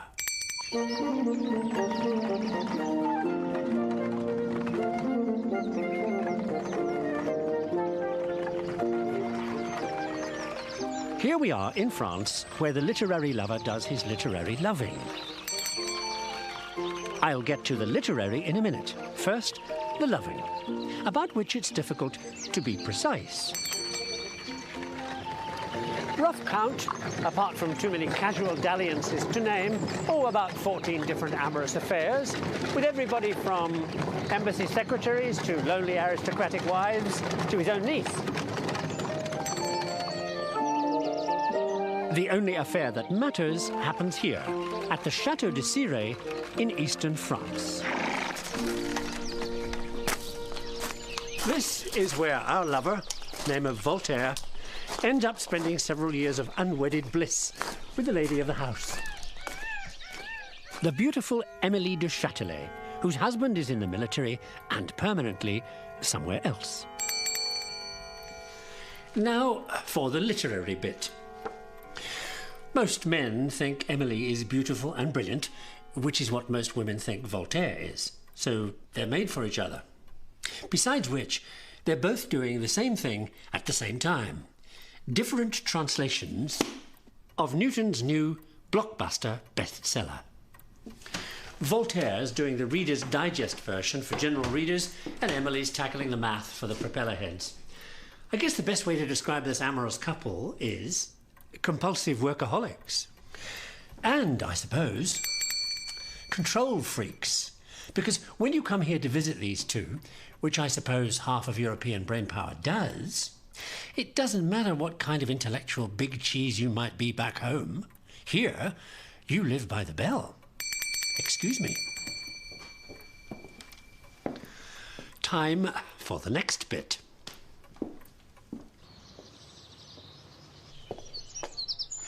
Which might be being woken up at 4 in the morning for a poetry reading, or at 6 o'clock for a little philosophy.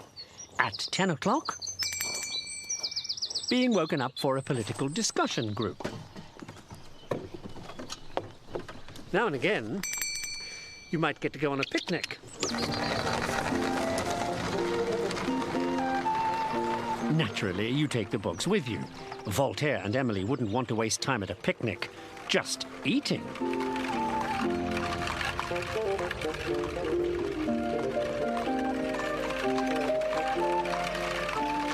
Mind you, in spite of all the egghead intensity, life in the country's pretty relaxing.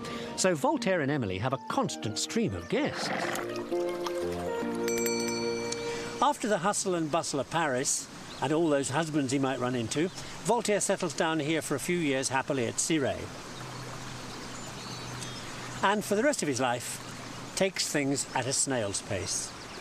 Small wonder, years later, long after Emily's dead and Voltaire is still living at the same snail's pace in Switzerland, somebody sent that bread and toast. That is a deep cut. A Lily Tomlin reference in 2025 on Twitch. him a long and earth-shattering report on some experiments involving snails. Okay, time for that bit.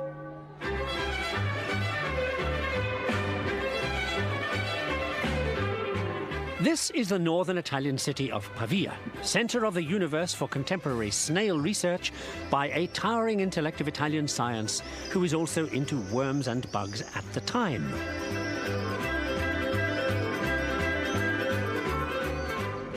The worm and bug man works in the hallowed halls of the University of Pavia, where they still remember him. Name of Lazzaro Spallanzani, the man who turns the lowly worm into a science star. Back in the 1760s, Spallanzani is putting the knife into certain very important and pompous science types, especially one in England, with what can only be described as cutting remarks, which I will get to in a moment when we will hear about Spallanzani opening a whole can of worms, life sciences-wise. But first, this. You know, it's a pity so few people know about Spallanzani, mainly because somebody else got all the credit nearly 100 years later for a nifty idea that was really Spallanzani's. Pasteur is that other guy's name, and I bet you've heard of him. Well, here's what Spallanzani does, way ahead of Pasteur, and never gets the credit. Here's a flask full of dirty water, full of little whizzer microorganisms that Spallanzani sees down a microscope like this. Okay, here we go. See all the little whizzers? Okay, here's another little flask. Same little whizzers in it. Spallanzani boils it up to kill all the little whizzers, seals it shut, leaves it for a while, cracks it open, and takes an instant sample. Shoves it under the microscope and sees that all the boiled whizzers are dead. Well, he expected that. But hold it, folks. Suddenly, new little whizzers appear, but only after the flask is cracked. So the microorganisms must be in the air, which is what Pasteur discovers 100 years later. Meanwhile, on with the story and the ticklish religious question of where souls come from.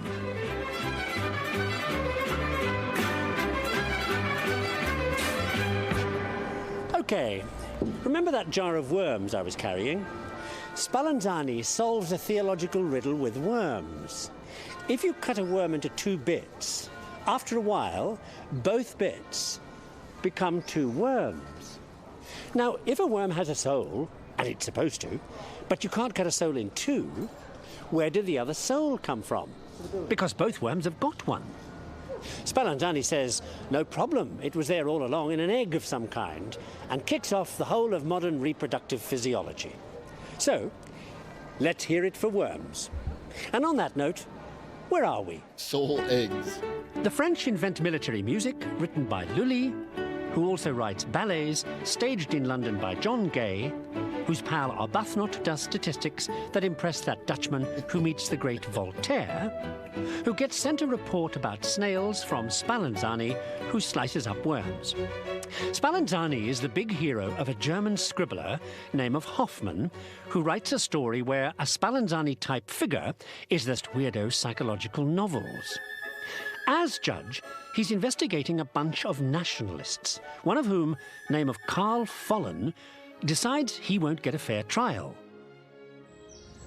So in 1820 he runs away, vaulting the border to France, then vaulting the border to Switzerland, then vaulting the Atlantic to the USA.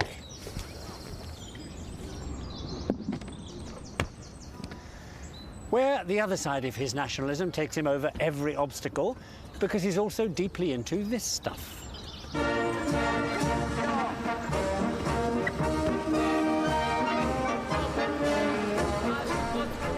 Modern gymnastics kicks off back in the Germany of 1820 or so. But back then, it's a political thing, a symbol of the new Germany the nationalists want.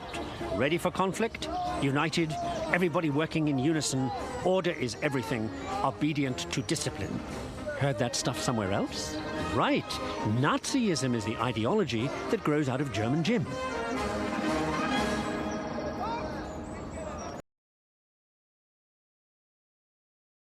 Meanwhile, in Harvard, Carl Follen, the runaway radical, remember, turns up and gets a job and opens the first college gym in the US. Gymnastics then gets taken up by the American YMCA, and in 1852, the first YMCA World Conference is organized by Henry Dunant of Switzerland, and then things for Dunant take a really nasty turn.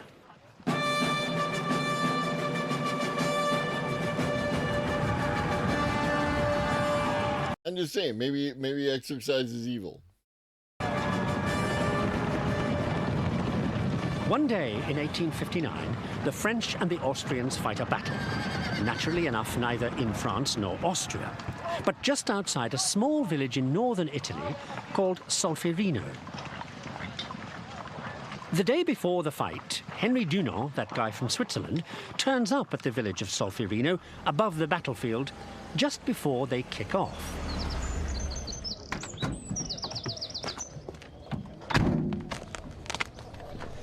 What happens? And Lenny, you did verify the email address through an email from Discord, right? You did take care of that? Because that's the other thing I'm seeing that could be a problem.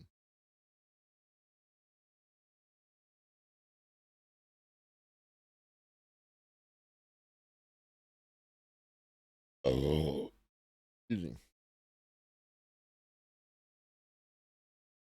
Next is what you get all over the world when they have some heroic battle or other and scads of people die, and it's all for the glory of some cause or other. A few years later, long forgotten. This one is worse than most. In the fields out there, today, peaceful and quiet under the Italian sun, 350,000 people hack and shoot and bayonet each other, and 40,000 of them are seriously wounded or die.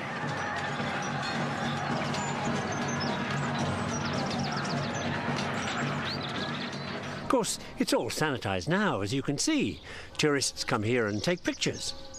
But on that day, this neat little square is full of young boys crying for their mothers as they die.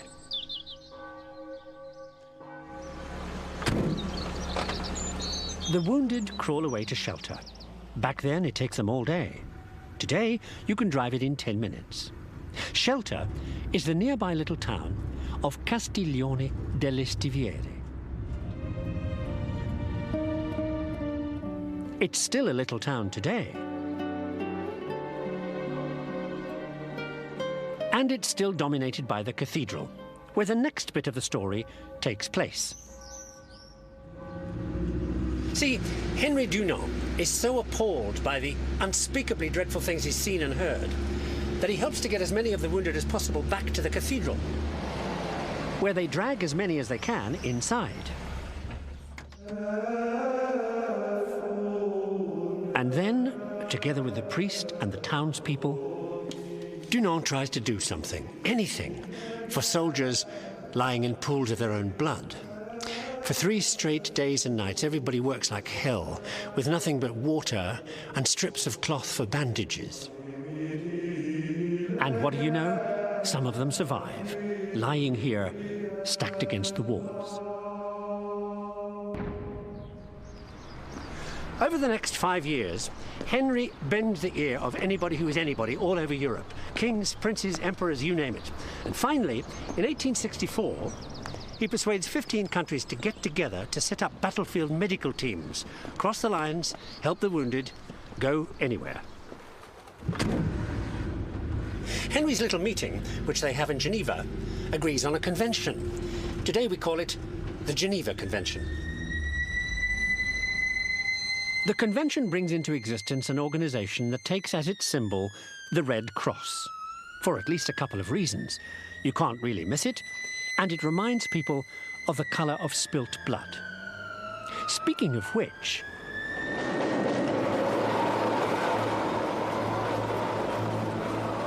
World War I and major blood problems. Some wounded guy is losing blood like crazy. You join his blood vessel to somebody else's, a crude transfusion takes place, and the guy dies. Nobody knows why, till it is discovered that blood contains things that mean all bloods don't necessarily mix well. These things turn out to be factors that put blood into identifiable groups, A, B, AB, and O, blood types. You do transfusions between compatible blood groups, and it's no problem. The guy who discovers this gets a Nobel Prize for his work, back in 1900, because it makes possible modern surgery. Well, almost. There is still that messy business back then of getting the blood from one person into another. And at the time, that means joining up blood vessels.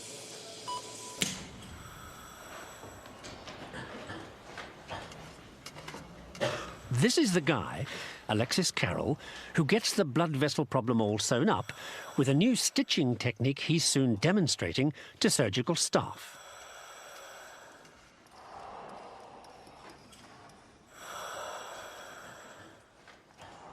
The technique's simple.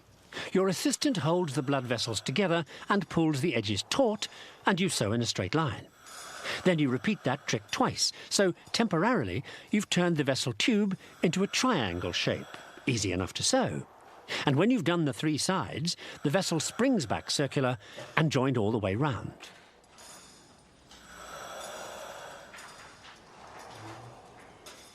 Next thing Carrel wants is to be able to pump replacement blood and nutrients into organs removed for treatment so they'll survive to go back. This pump, designed by a pal of his, does that. So now Carrel can work towards his real goal, organ transplants.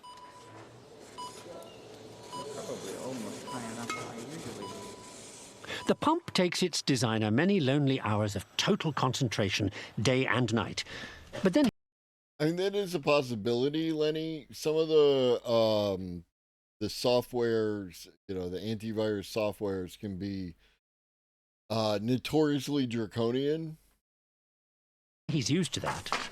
He's Charles Lindbergh, and he's just done the first solo transatlantic flight. He's also just flown down to Mexico to get married. Lindbergh's new father-in-law is an American ambassador, and in 1930 he's in London at an Allied conference trying to get a grip on disarmament. And the conference decides that Germany will be limited to 3 new battleships, each one at 10,000 tons, over 3 times smaller than Allied battleships. On January the 6th, 1936, the Germans launched the first. It's called the Admiral Graf Spee, and it blows everybody away.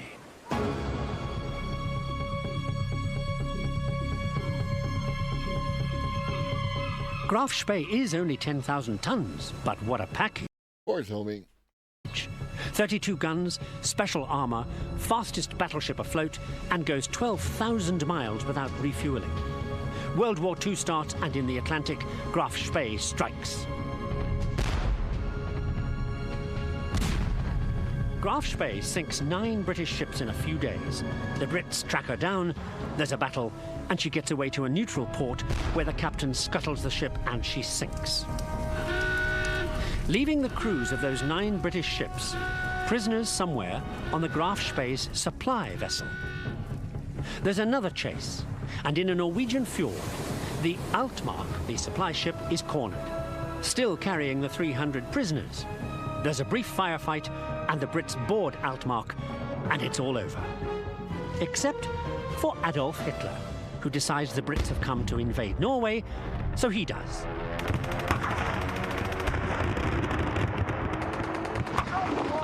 In April 1940, the Germans take Norway. The final link in the chain of events I've been following in this program towards the moment when we hit the water, remember? What up, serotonin? The German invasion of Norway takes place in a matter of... I have never played Fallout 76. So, days. 3 weeks later, they got the biggest security ring you've ever seen round that place down there. It's a hydroelectric plant, and it's the most important German invasion target in Norway because it uses the electricity generated by water falling from this dam high in the mountains to make more water. But it's water of a special kind.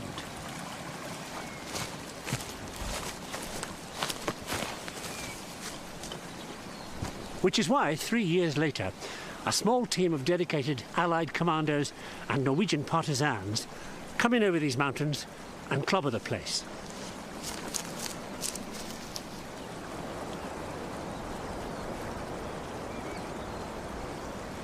In spite of the fact that there's only one suspension bridge across the gorge to the plant and there's no other way to get there.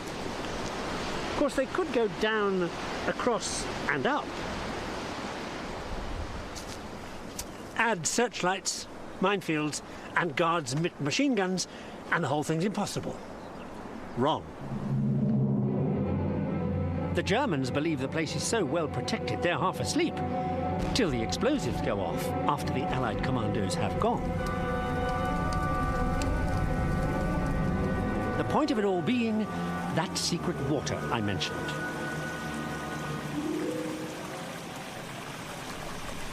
Now, all water has tiny amounts of deuterium in it, and with unlimited electricity from the hydroelectric station, you can kind of reduce the mix and end up with water heavy in deuterium, which is why they call it heavy water. Now, if you shoot neutrons through this heavy water, the deuterium atoms will slow the neutrons down just enough so that when they hit a bit of uranium on the other side, they kick off a nuclear chain reaction, and boom. Well, not quite yet. Because thanks to napalm, made with palm oil, also used for margarine, stiffened with a process using kieselguhr, that comes from plankton living in currents Ballo studies before doing the Doppler test that causes Fizeau to measure light speed. Fizeau's father-in-law's pal, Mary May, who writes Carmen. His pal, Panizzi, who works at the British Museum, opened to house the collection of Dr. Sloane, who treats Lady Montague's smallpox before she sees Turkish tulips, first drawn by Gessner, whose godfather eats sausages and cancels the military contract with France, where they invent military music and choreography, used in a London show by John Gay, whose friend Arbuthnot does statistics that impress the Dutch mathematician who knows Voltaire, who hears from the worm-slicing Spallanzani, who stars in the story by Judge Hoffman, who tries German nationalists who start gymnastics, adopted by the YMCA and the guy who kicks off the Red Cross, who need blood typing, surgical stitching, and the transfusion pump invented by Lindbergh, whose father-in-law's disarmament treaty leads to Grafspee, Altmark, and the German invasion of Norway, and the Allied commandos whose mission was to hit the water. Thanks to all that, Hitler is never able to do this.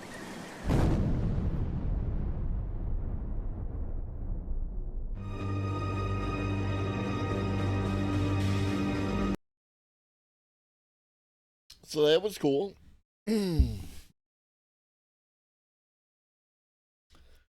All right. Give me just a moment as I have to undo all the things I done did to get us where we are now.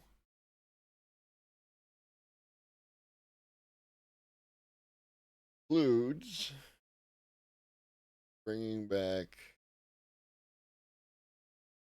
the closed windows because how I did the thing.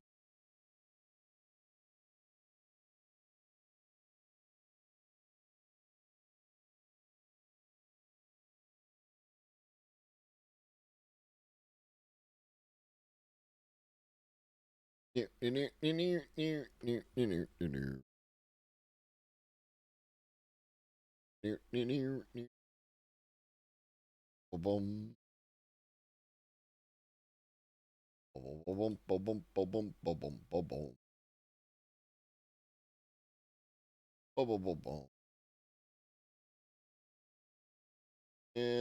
we are back in business. This and we welcome you back to your regularly scheduled programming about the AI job crisis. Next up, the Majority Report. We are back, and we are joined now by Brian Merchant, technology reporter in residence at the AI Now Institute, publisher of the newsletter Blood in the Machine. It's also the title of his 2023 book. Previously, the technology columnist for the LA Times and senior editor at Motherboard back then. Brian, thanks so much for coming on the show today. Yeah, thanks so much for having me. Of course. So you wrote a piece for your Substack, as I mentioned. It's called Blood in the Machine. It's called The AI Jobs Crisis is Here Now.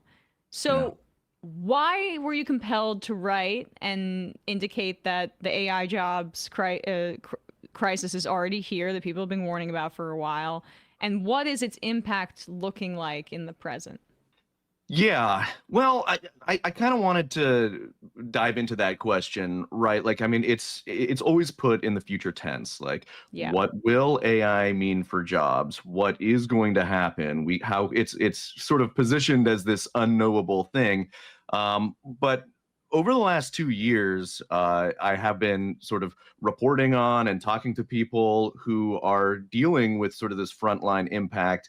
And even though it's not necessarily sort of being tracked on like a macroeconomic level, we need more good data on this. I've had enough sort of anecdata. I've done enough investigative work. I've talked to.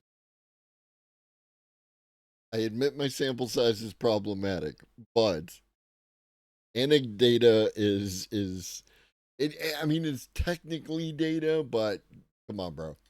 So many workers who are impacted by this stuff that I decided I just needed to start putting this all together and to formulate a theory of what is happening now. And sort of the most recent catalyst was the fact that I'm sure folks maybe saw in the news that Duolingo had announced that it was going to be, again, like in the future, it was going to be an AI first, company, and that they're going to start phasing out contractors and writers and translators. And I soon heard from actual writers and say, there's nothing future tense about this. They've already let us all go. All of the writers and translators, people who sort of have made Duolingo in this quirky language learning app into a success, and that's what people love about it, we're gone. Like, they fired us 6 months ago or a year ago, and now they're replacing what we used to do with AI. And I've heard stories like this in the video game industry, in illustration, in the animation industry, and so it's enough to say, look, the AI companies are providing other corporations with this logic, this idea that they can automate or replace their workers. Whether or not the technology is ready or it actually can replace the workers, sometimes it doesn't matter. They can just take that logic and then say, well, this is what we wanted to do anyways. We wanted to get rid of you, or maybe this is a useful way for us to say, all you pesky workers who may be asking for raises or better conditions, well, we can replace you if we want to.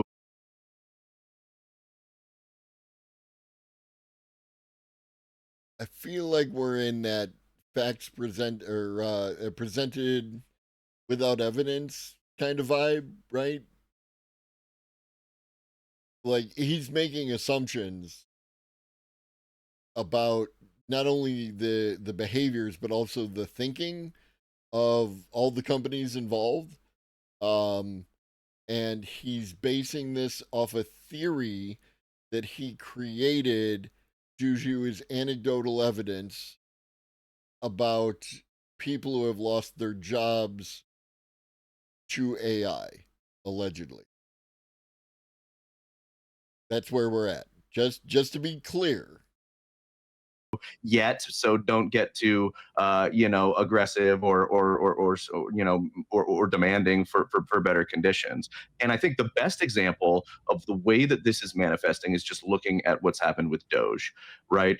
How are they justifying, a lot of this work when they go into a new agency like the General Services Administration, or now even, just about everywhere, but that started with the GSA, and they said, we're going to do an AI first strategy right now, and that is not necessarily true. So for this piece that I also spoke to an 18F worker who was one of the technological services department workers who was let go when the Elon Musk and Doge completely wiped out that entire agency, and said, this is part of our AI first strategy. And he saw the AI tools that they're actually planning on using in the agency. And he's like, and it was laughable, he said. There's no way that this thing is ready for the prime Right, the time. technology's not there. The technology, but you're so the Republicans right now are debating their budget bill, and currently they're proposing this part of the budget bill, which is just thrown in there clearly by these special interests, that says so much for states' rights. The Republicans want to use the federal government to block states in the United States, even if they have state law. We're talking about this this morning, and it's a moratorium on new laws as far as I know. I don't know that it's blocking any existing laws that may already be in place. It's a moratorium on new laws. Yo, A player hit level 20. Thank you very much. I appreciate you very much. Good job. Congrats and thank you. I'm against the moratorium. Though I'm not a fan, I'm not a believer in states' laws as they apply to AI regulation. I want to see a national policy, a federal policy, and at the same time, they can't just put a moratorium until they figure their shit out. They have to figure their shit out, and they should get pressure on the fact that states are creating laws and are creating regulations. That should be the pressure on them to motivate them to come up with good regulation. So, excuse me, that's why I'm against it. From regulating AI for 10 years. And what's so crazy about what you're describing is Duolingo is firing these people with this like AI that's not, the technology isn't there, but what is there is built on. You don't know that it's not there, Emma. I'm sorry. We don't know what's being, they're saying it is there. They allegedly use the AI to put out as many pieces of content for their translation, education, software, whatever, as has been created by humans in the entire previous history of the company. So I haven't used it. I can't verify it, but the company seems to think that the technology is there. You can't just say that it's not there, because whatever your experience is with some other tool makes you feel like it isn't. From culling from the work of human beings prior to this. 100%. I mean, and that's what, and we're going to, so the, people often say, well, which is it? Is, AI, so scary that it's going to replace us all and we need to prepare? No, absolutely, Nemesis, which was a point that he made earlier, which I didn't challenge, right? I didn't challenge the idea that they might be replacing, or at least preventing new hiring because of the adoption of AI. I just pointed out the logical progression of how he got from anecdotal evidence regarding people telling him that they lost their jobs all the way up to the AI companies, because this is a common theme, is that the AI companies are tricking everyone into adopting AI that's like not really AI and it's a bubble and it's all going to burst, and that all goes together. So that is the feeling. And having seen this guy before on a previous Majority Report talking about AI and disagreeing with, like, I don't feel like his conclusions are supported. For that, or does it suck and is something that we shouldn't worry about? But the answer is it can be both, and it is both, because it is being used as the tool to do these things, as an excuse to do these things, and it can do immense damage in the short term. You look at a company like Klarna, which is this fintech company, this Swedish company that was like one of the first major companies to like go all in on AI and like really be a cheerleader, so much so that OpenAI is using. Right, and now he's gonna do if he's referring to like Klarna, which I believe he is, then we already covered that as well earlier today. Like quotes and testimonials on its own webpage. And I think Klarna just did. Oh no, and that's the thing, Bipedal, is it's always that the companies don't want to pay people, right? All these problems with AI, took these jobs, or AI did this, AI did that. It always relates back to capitalists at the end who are using the tool in order to not pay people to do the things. 100%. A deal with DoorDash so that you can do installment payments for your lunch, which that shit is weird. That shit is weird. The installment payments for lunch through Klarna and Uber Eats is weird. Y'all should be rejecting Uber Eats on that alone, because if you have to break your lunch into payments, you can't afford Uber Eats. You're going to have to go to the store. You're going to have to buy food, and you're going to have to learn how to cook it. You can't afford Uber Eats. is going to just completely, we just hit a record credit card debt a few months ago, just to give people a sense of how people are getting by just putting it on their cards right now. Putting it on their cards, breaking down sort of, all of these structures and these jobs, right? Like DoorDash is the model that kind of predates AI. So it's just everyone in chat, lurkers, people watching on the VOD, people watching on YouTube, anybody, just look at the words that Bipedal Meatbag just put in chat and read them until you are you are clear on this. I don't want to put my burrito on a payment plan. Like, this is a problem. Either the food is too expensive or you're not getting paid enough, probably both, all the things. You should not be putting a burrito on a payment plan. Oh my God. Oh my God. What up, Numeral? What interesting? I have no idea. I have no idea. I don't even, I'm offended by the entire idea. From my own experience, I started using AI on my own to help me when I need to do JavaScript programming. Probably will save me 2 hours a week. My work forces me to work 50 hours most weeks. I am not going to tell them about using AI. This is a common occurrence, right? This is a common occurrence. As far as, again, the anecdotal evidence and whatever values we can apply to the study, people are using AI and not telling their bosses for exactly the reasons that you state. They would just give you more work. Oh, you're saving 2 hours? That means you can do 2 more hours worth of work, right? Useful to bring that into the conversation, I think, because if you want to look at what OpenAI and the AI companies are doing, it's like what Uber did on steroids, right? Arguing that, that it needs special treatment, that it should get rid of regulations that govern, say, taxi work in cities. But now these AI companies are going. I mean, Sam Altman literally went to Congress and said you need to regulate us 2 years ago. But go ahead. We are the board. Lower your shields and surrender your ships. We will add your biological and technological distinctiveness to our own. Resistance is futile. What up, Raiders? Baby, I just met you. This is crazy. Here's my number. Call me baby. Thank you for the follow.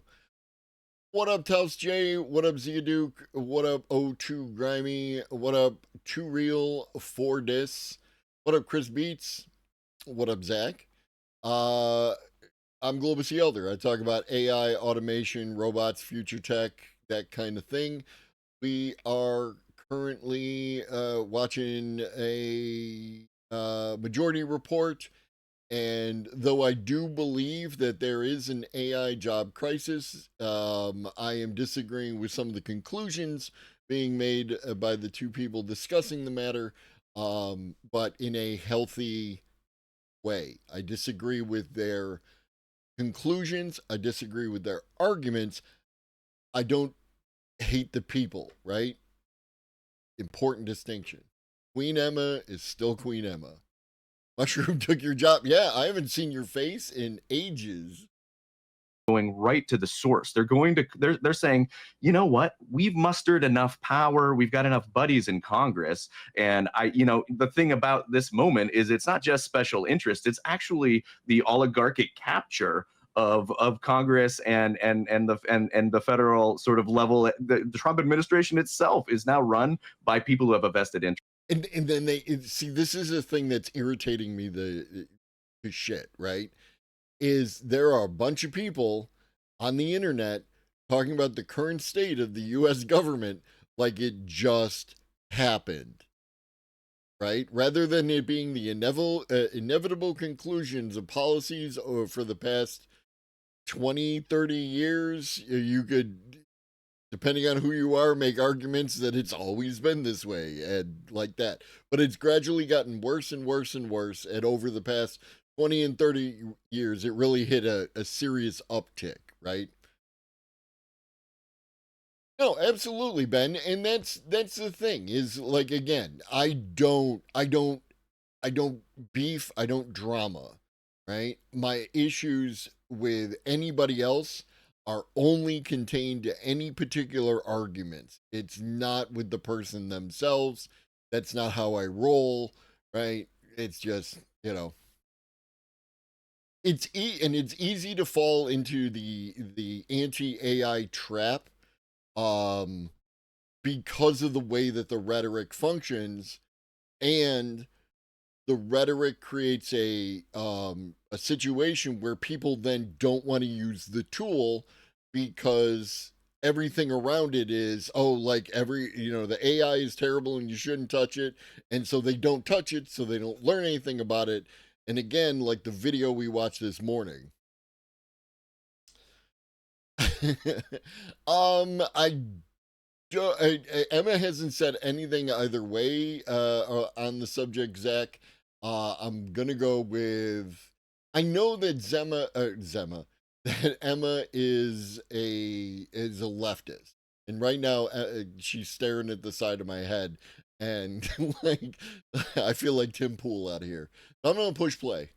Interest in seeing AI companies take root. So we have this concentration of power, and they're saying, why don't we just go to Congress and see if we can ban all lawmaking at the state level? This is the party that just last summer was like championing states' rights, and now they're saying we're going to ban your ability to legislate on this hugely impactful technology at all. And they're sliding it into a budget reconciliation bill. And I've never seen anything like this, right? Again, it's like Uber on steroids. Like this technology is too important. It's so game changing. We can't have anything getting in the way. And just the fact that I understand the hyperbole of saying I've never seen anything like this, but like, who remembers how the Patriot Act got slid through, and all the companies that benefited with what was contained in the Patriot Act? And of course, anything related to the military industrial complex, right? Like, this might even pass I think is just yet another one of these reflections of if it passes, that's because we have a questionable opposition, right? I don't do politics, but the opposition is acting in an apparently questionable manner from a game theory aspect. This moments and how much power sort of the tech industry wields in this administration and this Republican Congress. And I wonder if that crypto money, the record amount of crypto money that came into the 2024 election, is also just AI money. I mean, these are the same players. There's the same people. There are some of the same people. It's not all the same people.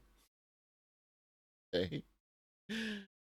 But it's easy to just say they're all the same people because all data centers are all the same.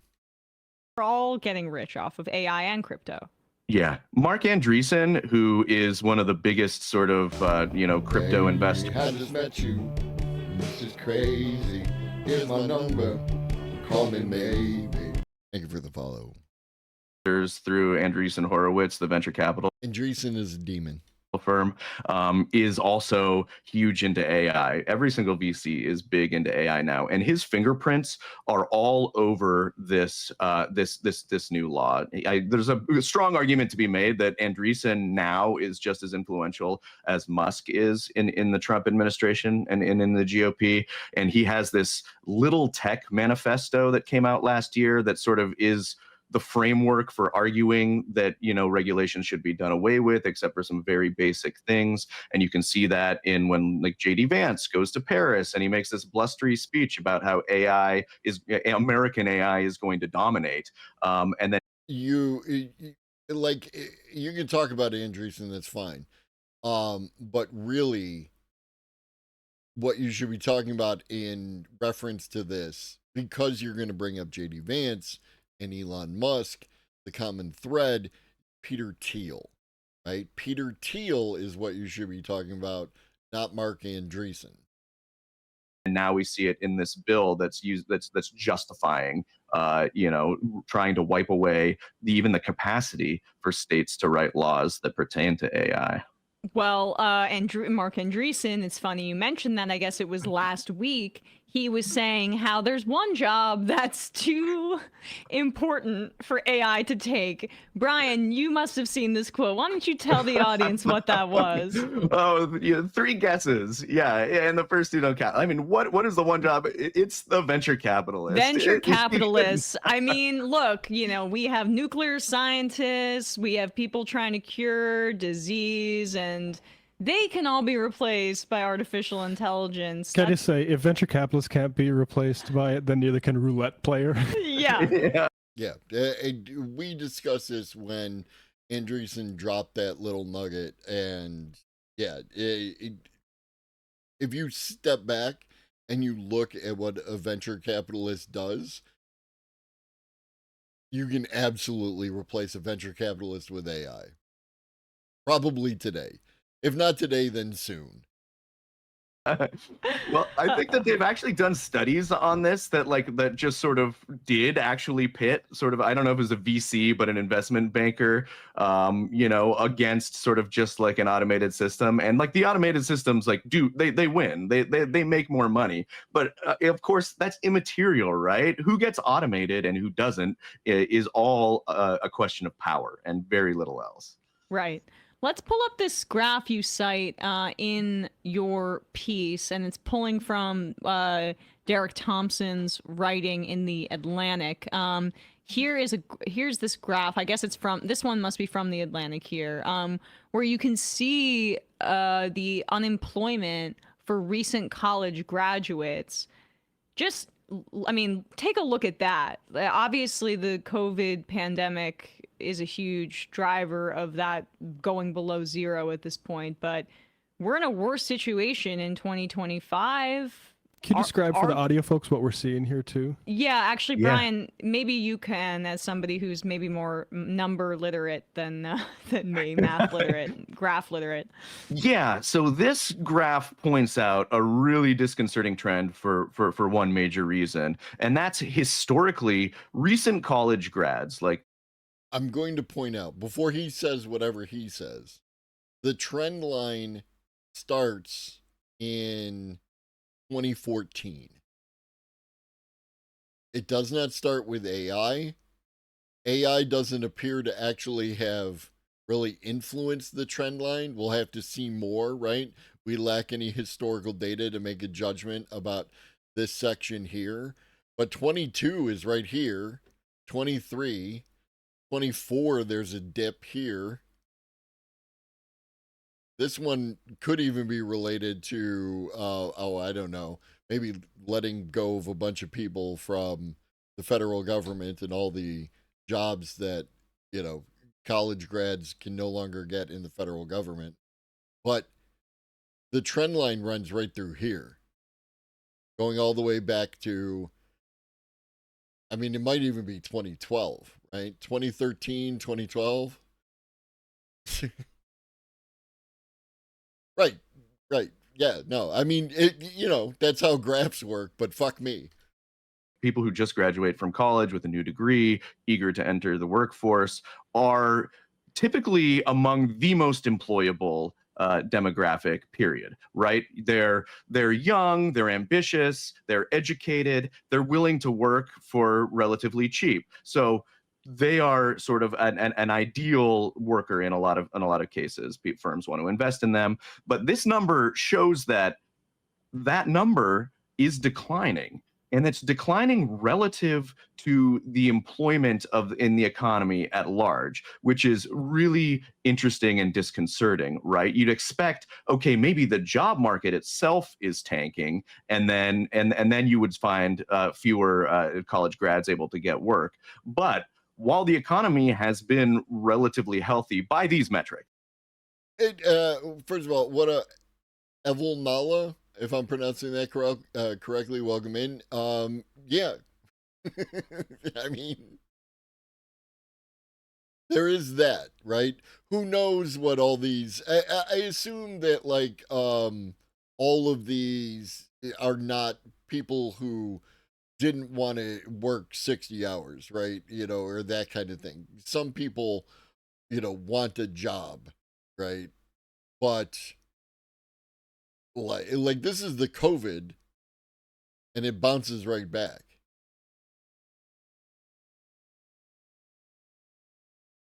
Anyways, by these metrics, hit me with your shot. A strong case to be made that it's not as healthy as. But anyways, it's not. In other words, this number is going down not in tandem with the regular numbers, and so this could mean a number of things. But one plausible theory is that don't do it. Firms aren't just hiring as much anymore. They're giving. Okay. Yes, firms aren't hiring as much anymore, and the older generations are working longer and living longer.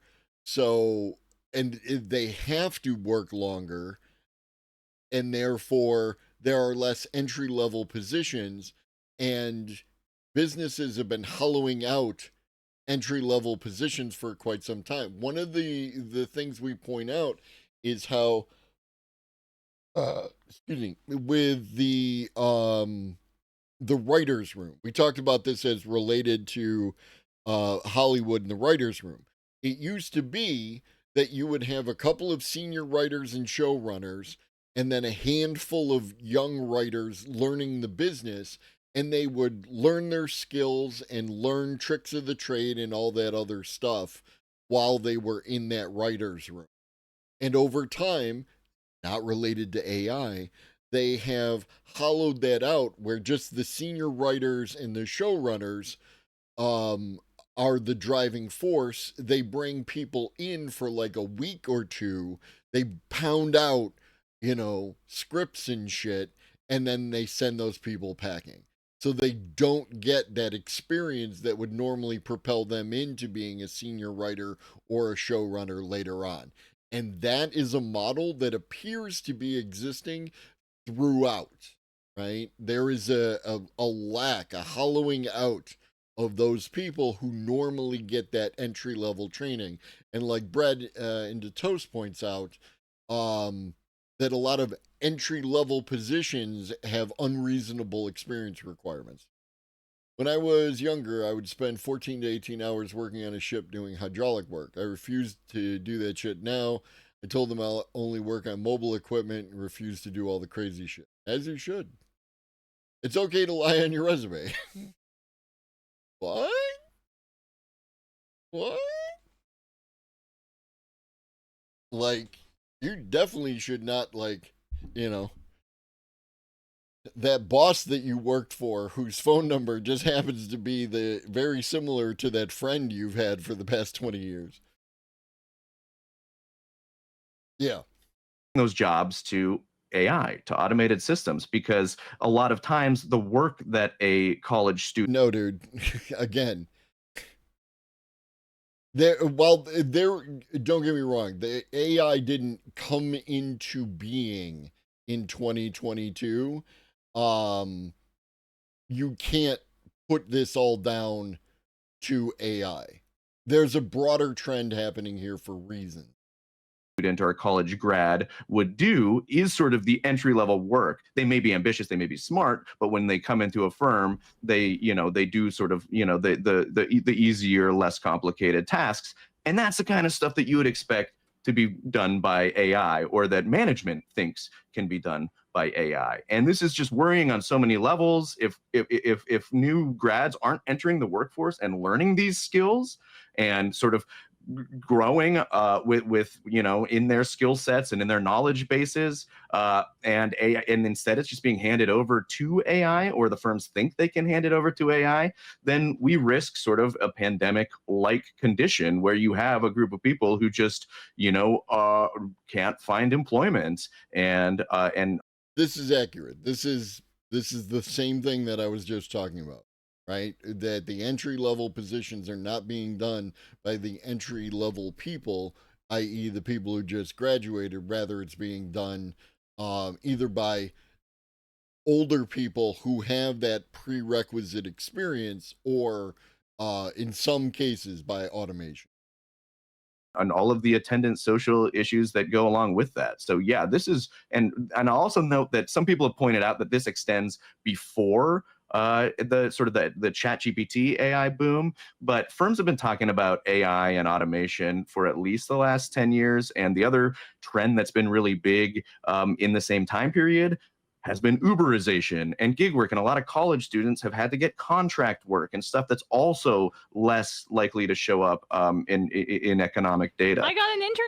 That too, right? The freelance, the gig work, the Uberization, all of that is also a legitimate reason. And agreed. I think that is more indicative of what's showing on the graph, right? Of that kind of thing. Wow. Welcome in, Grease and Bread. That is a list of channels you were banned in. That's just a graph showing descriptive stats. You can't determine much from it, especially on a national level. I don't know why political analysis tries to assume stuff yet refuse to learn math. I'm going to say that is a fair critique. And we'll go from there. Internship out of college, and a lot of just regular jobs didn't bite. If I couldn't live at home and not pay rent while I was working, I don't know what I would have done. And that was back when I graduated in 2016. Yeah. But that is like you hear about this all the time, and you wonder why there's like this.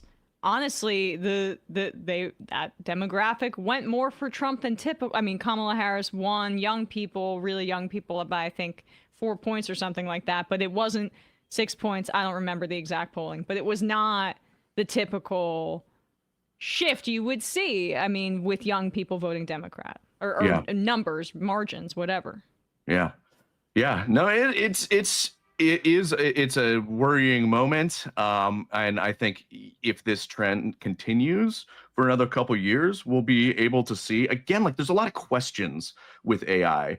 In one of the biggest questions is like long term, like can the firms keep this up? Like can they keep shoveling sort of the kind of work that a college grad would do into an AI system, and or are they going to regret doing that in 2 years?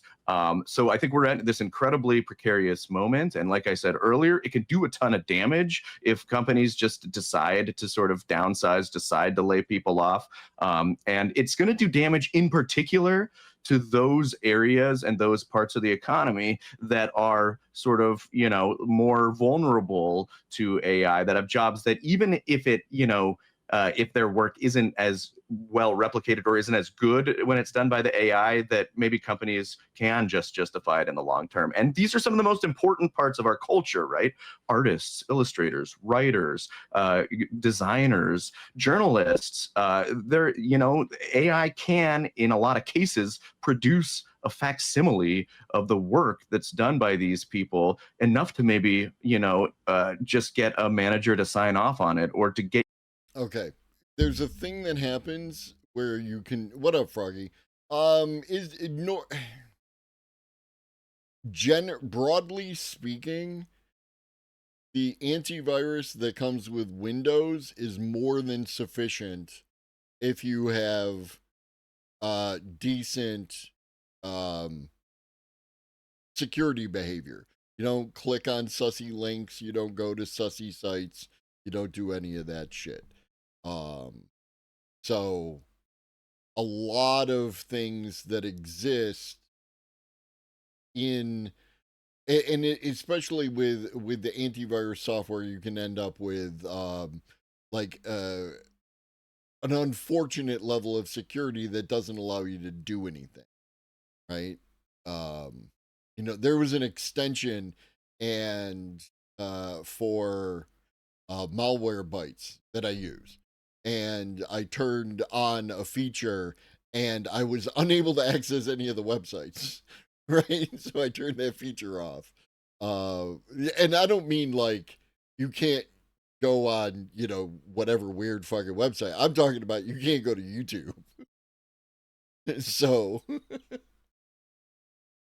you know, there's like I use Privacy Badger, and I use Malwarebytes, and I use you know, the Windows antivirus, and generally speaking, that is sufficient as long as you have good security culture.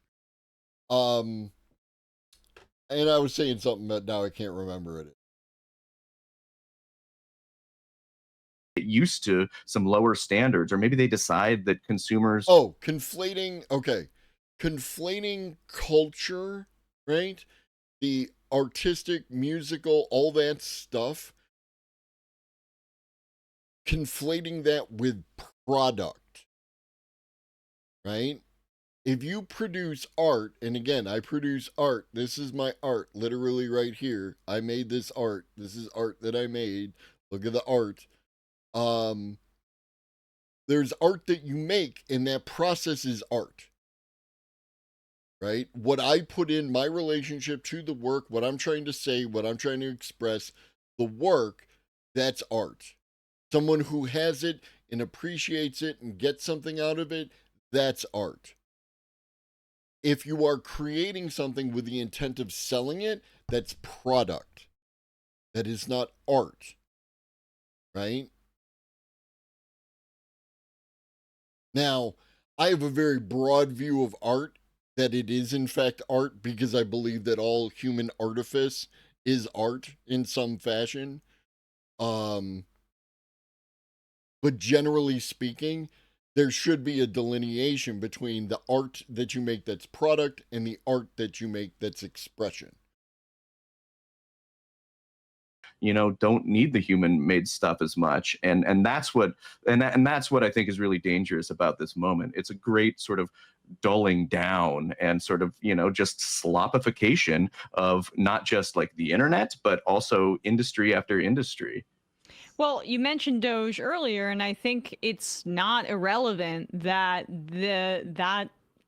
those efforts by Elon Musk and the Groypers that he hired, and Trump, like, they were firing people. Yeah. And they were using AI to do it. Yeah. And The AI is like a side piece to the whole thing. The intent was to drive as many people out of the federal government as possible, put them into the private sector, right? So that any of them with skills can be caught up in the private sector in order to do the same work that they would be doing for the public sector, but for the private sector, so that they can then take the money that they were paying to the public sector and pay it to the private sector. The fact that they're putting AI into the government is an add-on to this entire process. There's a deeper intent that you are missing if you need to blame this on AI.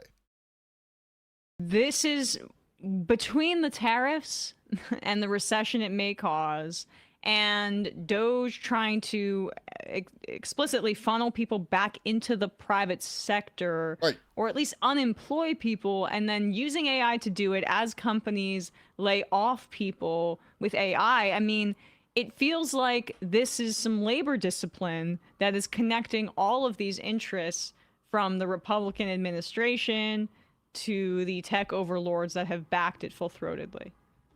Yeah, 100%. That is the through line. And it extends directly to what we're seeing happen this week. Because take a closer look, and that's what I've done this week. I've been talking to people who've been involved in writing some of these AI bills in California that are now threatened by this ban. I talked to Assemblyman Isaac Bryan, who has a couple of the bills.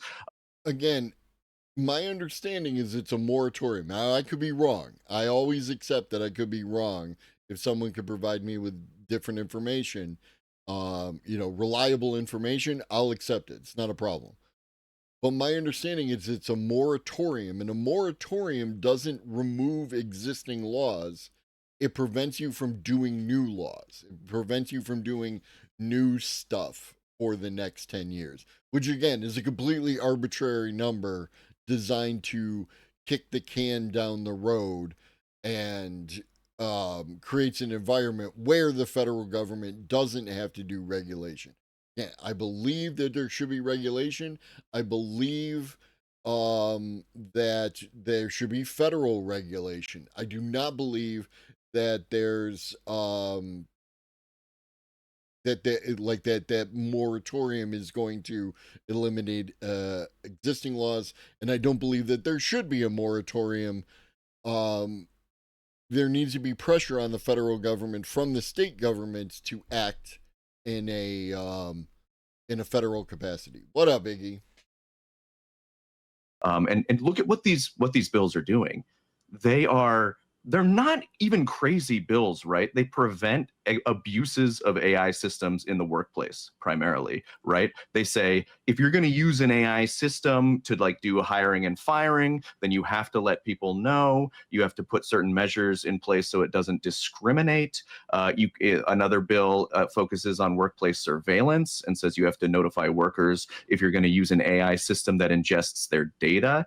So these aren't even really crazy, no AI bills. These are bills that just seek I would call them common sense sort of interventions in how an AI can be used. But the AI companies are looking at this and saying, oh, this is gonna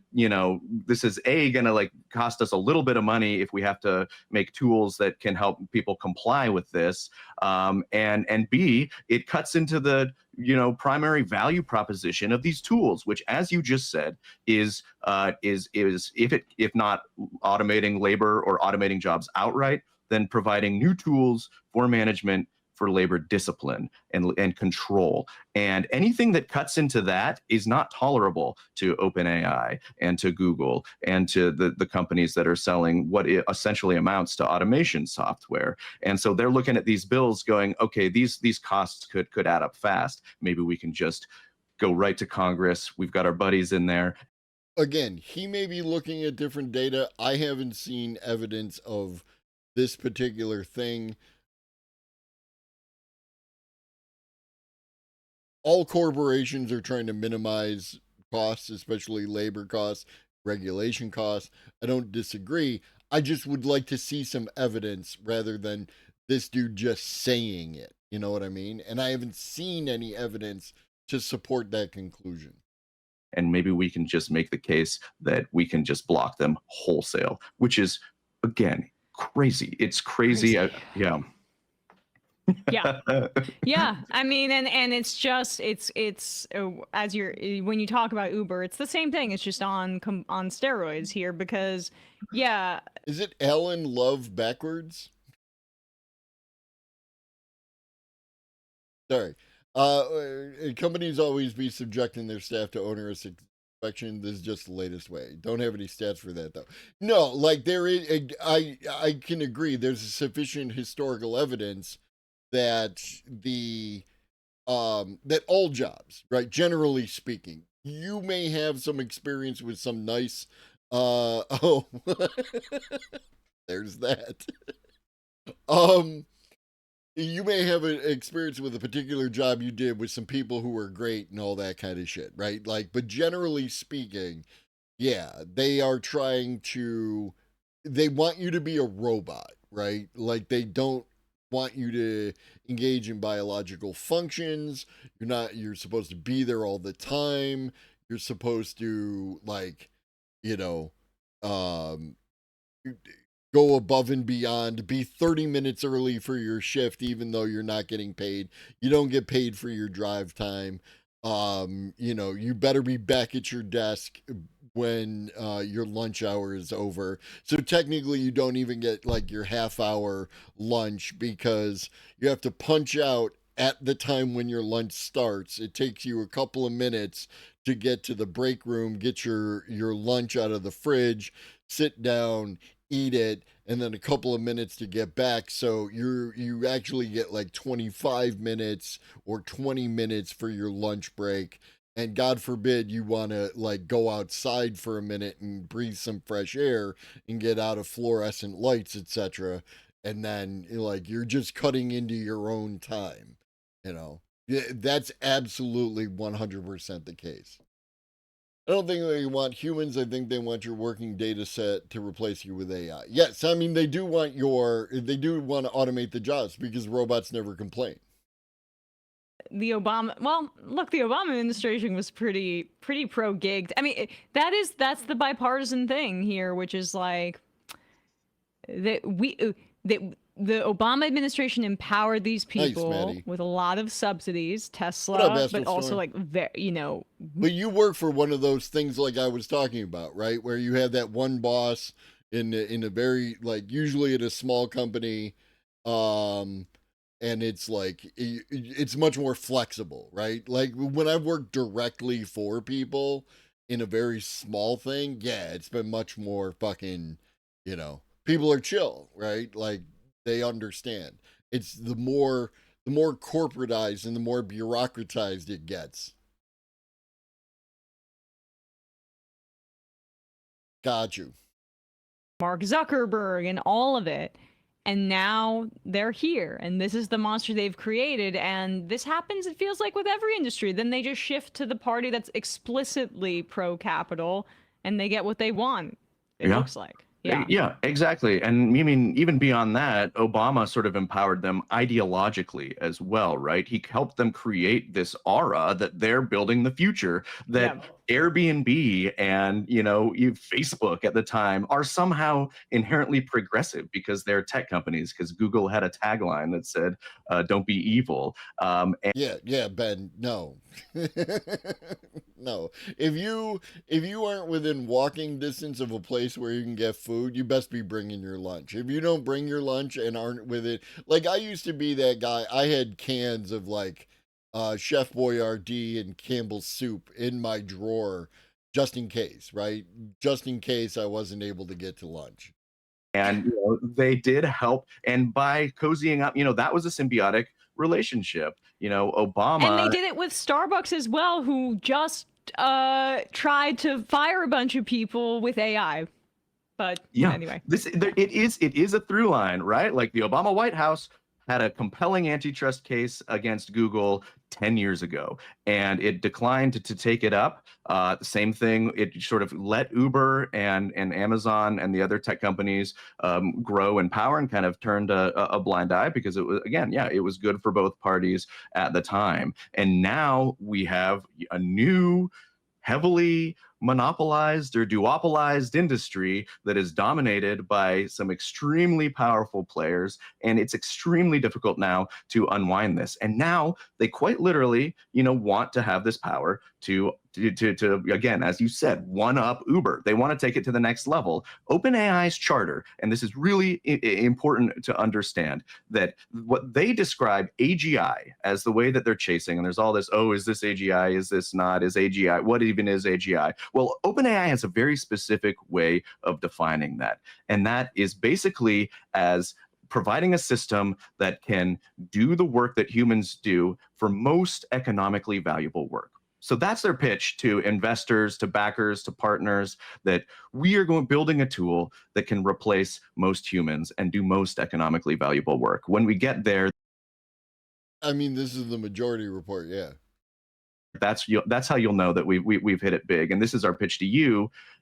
Hitch your wagon to this ride, and we will give you a tool that can replace humans. Like, this is the end goal. Again, open question if they'll ever get there, but that is explicitly what they're trying to do.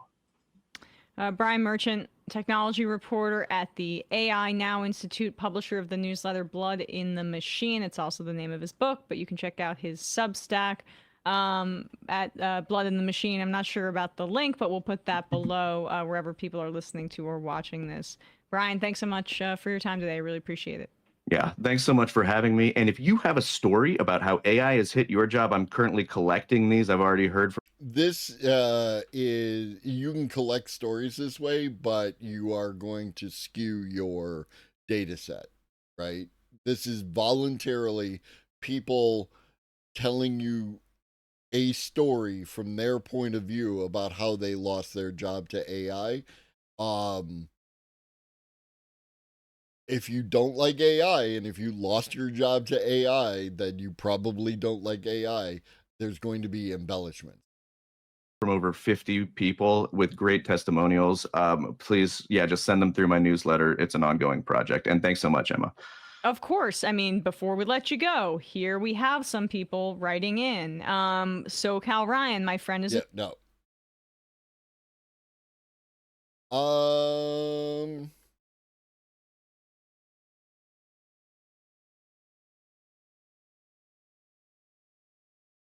Yeah, let's keep it going. Is AI going to steal your programming job from something called Laracast?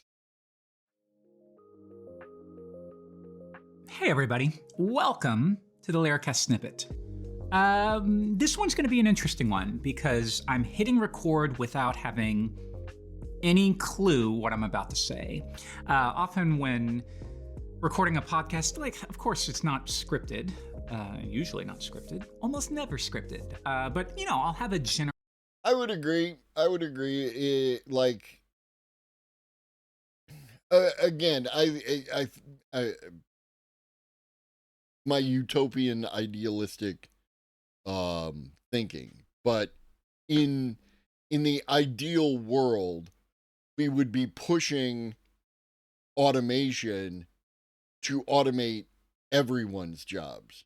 And on the other side of that is we have universal basic services or income or, happy Suntime Friday, whatever you want to call it, some form of resource distribution to get everybody, right? And you would look at people who were still working a job as they're the heroes who are out there because they still have to work. And every job that's automated, you're free, right? And you can just go off and do whatever you want. Everybody else, we appreciate, as a society, we appreciate those who still have to work. And we would be collectively moving towards that direction. I understand we are a hell of a distance away from that, but that is ultimately my goal. general outline, a line that I want to get from here to there, right? This time I thought it would be fun though to hit record and just see what happens, and it might be incredibly boring, but I don't know, it'll be close to how it might be if we were having lunch together and this subject came up. And of course, the topic is AI, which I would imagine is on all of our minds. And here's what I find interesting.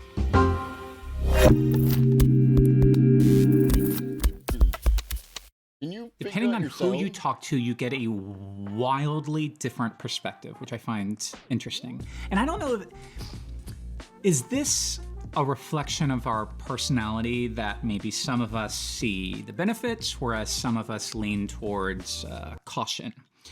I can't help it. Like I'm getting so much use out of it in my day-to-day. It's making me better.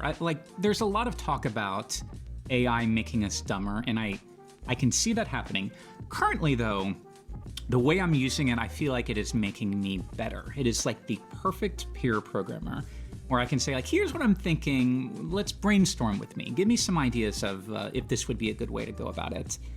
So I find that incredibly helpful, but at the same time, there's just this undercurrent of fear that I have. And I don't know why I feel that way and other people don't at all. And it could be this. It could be that I'm 40 years old now and I was raised in the 80s and 90s and I grew up on Terminator. Like Terminator 2 even to this day is one of my favorite movies ever. And that idea... Evil, like Musk's self-driving is not the basis for comparison. It's Waymo. Waymo is a much better, full self-driving system, and it's doing quite well, right? Elon Musk shouldn't be allowed within 1,000 yards of anything important. Of AI turning against us is just ingrained. It's like it's part of my identity to be concerned about what happens when technology evolves to the point that AI turns on you. And I know it's a movie, I get it, but still, like, I can't get beyond that. Every time I see a video from one of Elon Musk's companies where they're showing robots doing flips, I'm like, what are you doing? Have we not seen the movies? Sure. What up, Elrod? We can absolutely leave it there. You remove whatever amount of words from the sentences you want. Yes, no, he did, and that you're absolutely correct that is a problem, right? Like anything that Musk is related to, even if the technology underneath it is good, his way of going about it is just like generally flawed. Right? He's just not good at it, right? He's just not. And I'm sorry, like if you're good at your job and you work as hard as he claims to, then how are you on Twitter all the time, bro? Do we not see where this is going to go? So yes, I get it. I know it's a movie. I know it's not real, but man, I can't help it. Like my default is, oh, here we go. Like I almost imagine we are going to benefit from AI right up to the point that like, all right, time's up. You're done. You're out. You know what I mean? So like, let's talk about in the programming community, how is it going to affect things? And again, everyone has their own opinion, right? Some people think it's over. Some people think don't learn to code anymore. You're done. Other people, I find other people take the opposite view. Like the code it writes will never be up to a certain standard, and it's always junk. It's always going to be equivalent to a college effort, which is just mind-blowing to me because you can see the trajectory, right? We can see what it was like in 2023. Is that when OpenAI first announced ChatGPT? I think it was 2023. We can see the hallucinations in terms of code that it would produce back then versus now, where it's just not nearly as much, not even close to as much. And that's not to say it doesn't get things wrong, but I find less and less am I saying, wait a minute, that's not. And this is one of the fascinating things I find around AI. It is the truest extension of people living in different worlds. There are people who will say that, you know, AI code, absolute garbage, right? Never touch the stuff, not good, stay away from it, super bad. And there are people who say it's good, saves me so much time, does a whole bunch of coding, code works, not a problem, it's great. The other people don't know what they're talking about. Both sides are like, you know, the other people don't know what they're talking about, right? There is the claims from Microsoft and Google about it writing 25 to 30% of the code that they use, right? Is that good? Is that bad? Are they, you know, creating monsters of code that have issues that are going to be unresolved until production? Or are they in fact doing good code and you know, they are in fact saving a bunch of effort at human coding within that particular sphere? And this is part of the problem for me, because I am not the person doing the code. I don't have an answer to that question. Everyone who has an opinion on AI and code has a very strong opinion on AI and code.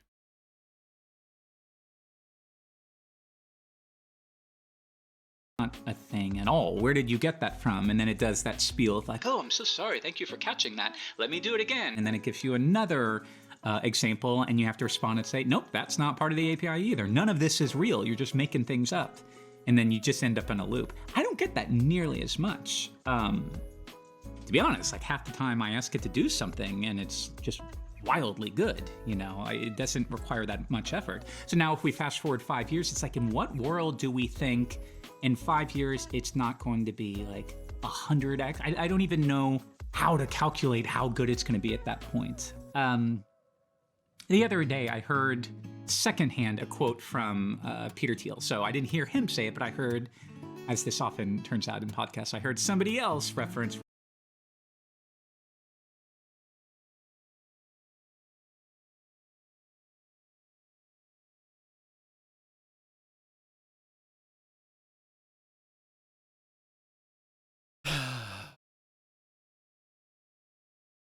You never have to just hand it to Peter Thiel.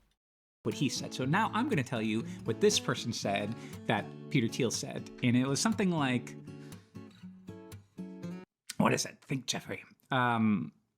Things are always worse than you might expect and better than you can predict. Ugh, that was horrible. What is it? You get the idea, though. Like, whatever you anticipate.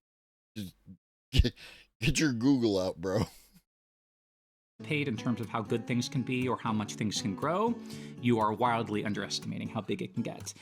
But the exact same thing is true in reverse. So if things are going badly, what you imagine rock bottom might be is not even close to what rock bottom actually can be. And I get the feeling that's how it's going to be, right? I get the feeling that... Like, is anybody else sketched out by really good production values?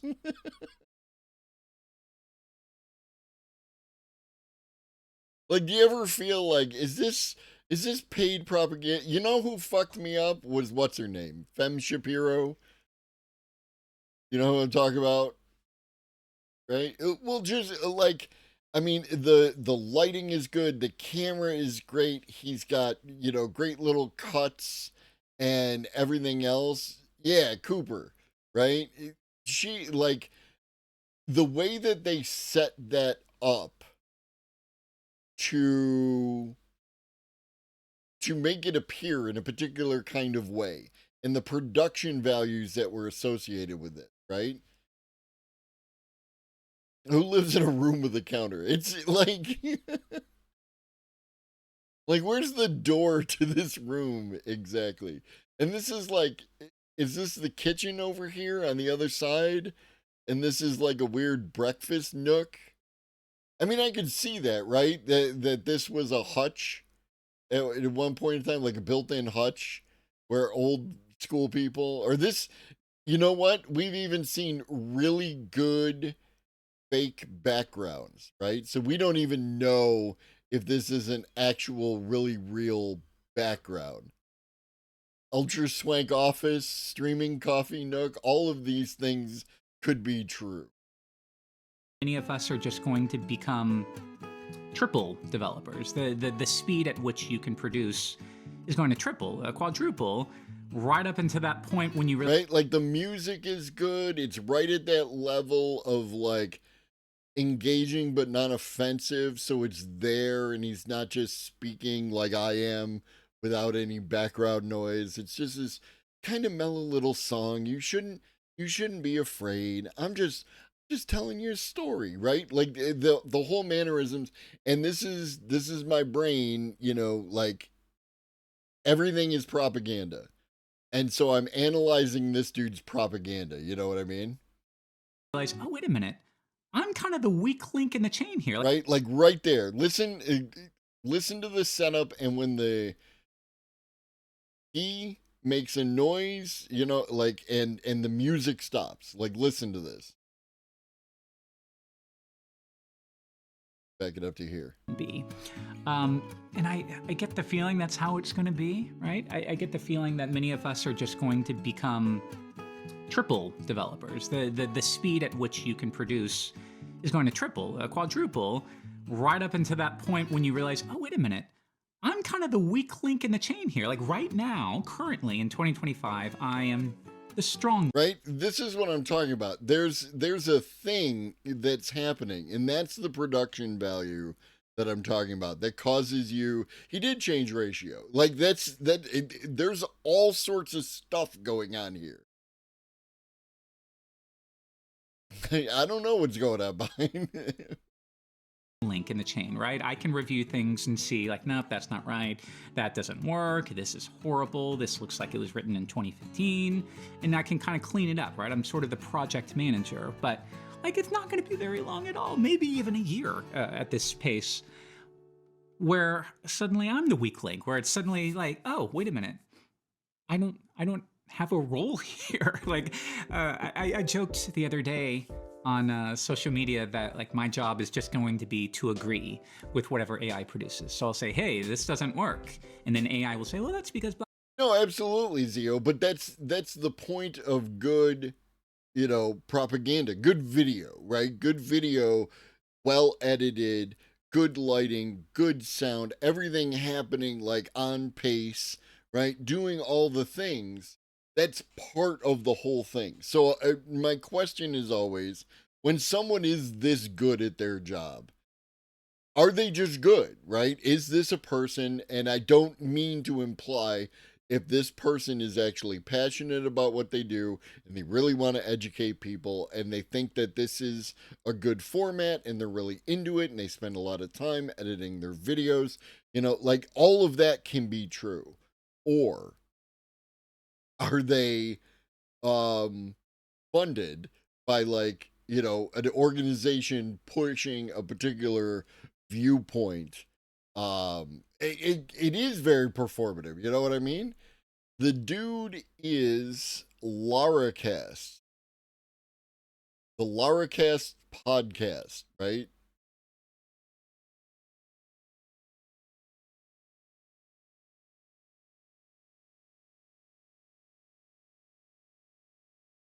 Yeah, and that's the thing is, I don't know.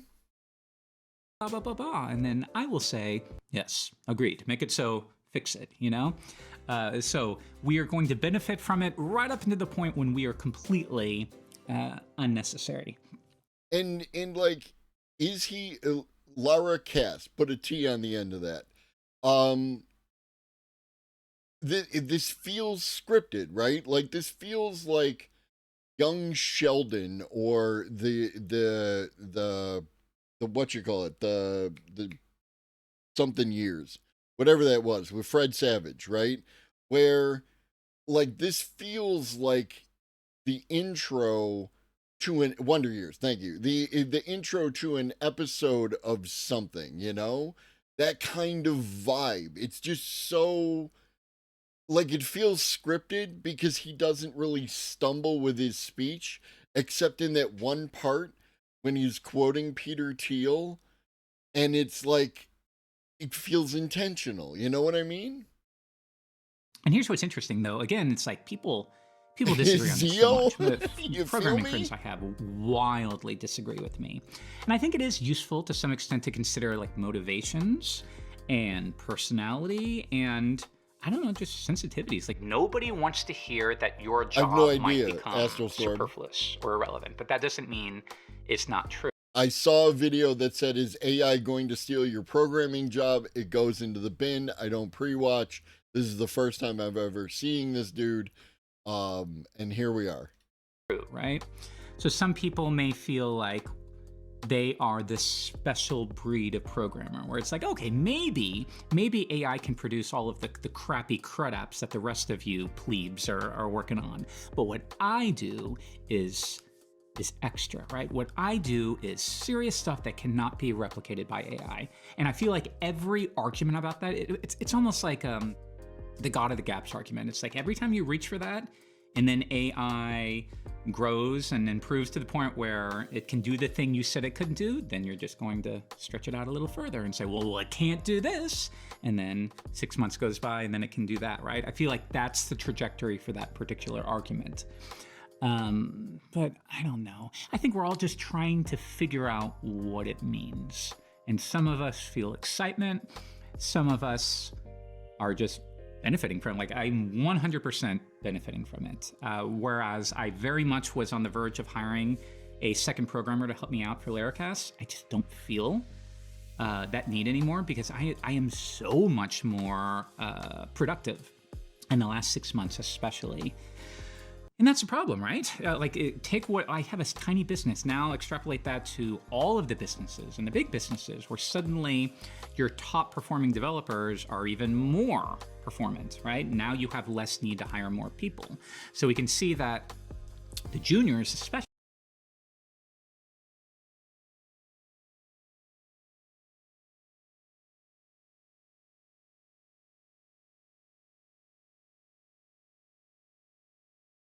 Pay for what with PayPal? Here, how much is Laracast? Oh, yeah, a bunch of programmers,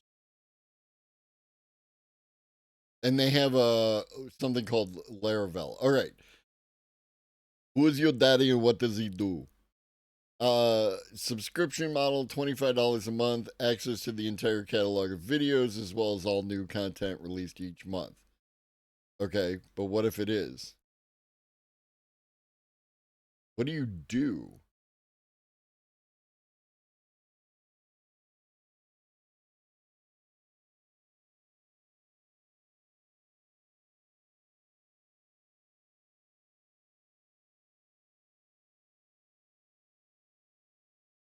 Well, $25 a month might be a great price, right? It's all, what does it offer?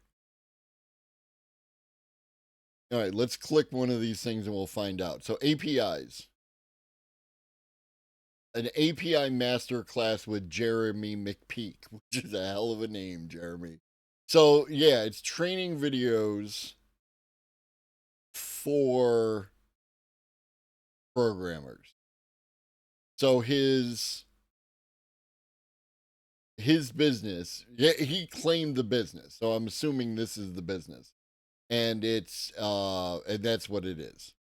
Which would also explain why he's very smooth in his speech. Right? No, it does appear to be like a collection of people, right? Because we got Jeremy, let's grab another. We got Simon over here. This is Jeffrey Way, owner, right? Pascal Baljet.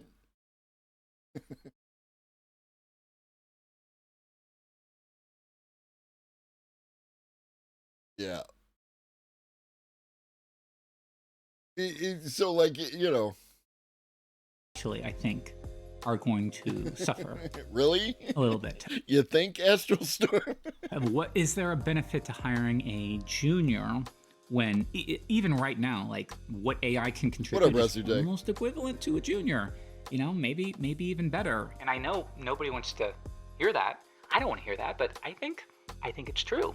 So is the reality right now that no, AI is not going to take programming jobs, but you know what's going to happen is the programmers who leverage it really well are going to go to the top of the pack, and then everyone else, and especially newcomers and juniors, might suffer. And I don't want to say, like, look, it is against my business model to suggest that, right? I focus on education. So as you can imagine, like this whole AI thing, I think about it all the time and what that means for a video-based education platform. When AI education is freely available, like how do we need to adapt? And then what does it mean in a couple of years when it's like I can just ask AI to generate a video with some kind of fictional character that looks human who will explain my exact predicament, my exact struggle in video form. Like, what happens at that point when I can generate a video tutorial on the fly? And here's what's crazy. I'll give you an example. Stop picking up the fucking cup if you're not gonna fucking drink it from it, because I'm thirsty and I'm waiting for your video to end. All right. This is kind of outside programming, but I think about this. I do this thing with my children now when I put them to bed. My daughter's 8 and my son is 6, where they have like a bookshelf full of kids' books. But what we've been doing lately is I will ask AI to write a 5-minute story starring them, and then I will poll them and I'll say, okay, give me 3 things that need to be in this story. So like last night, my daughter said there needs to be unicorns. Of course, she said unicorns. My son said there should be a helicopter, and then right. So now we're doing the personally relatable portion of this story. Oh, absolutely. Descript. Descript was a tool that I actually used. It's quite good. Descript is an editing tool.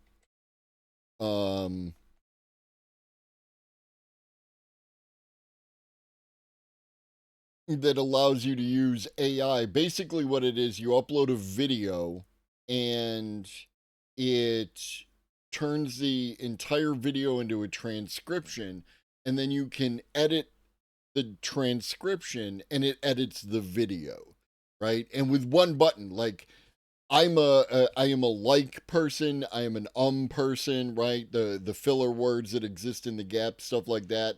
Sometimes I paused and thought about something for a second, right? It can go through and detect all of those things, and you push a button and it removes them all from the video, right? And that gets you so far down the road. You don't have to go through and edit out every single thing. So yeah, as someone who used Descript, I can recommend it as a good tool. Whether or not it's worth it for you is a whole other thing. There is a free, you can use it for free, and then it's, like $24 a month, $35 a month, etc., etc., etc.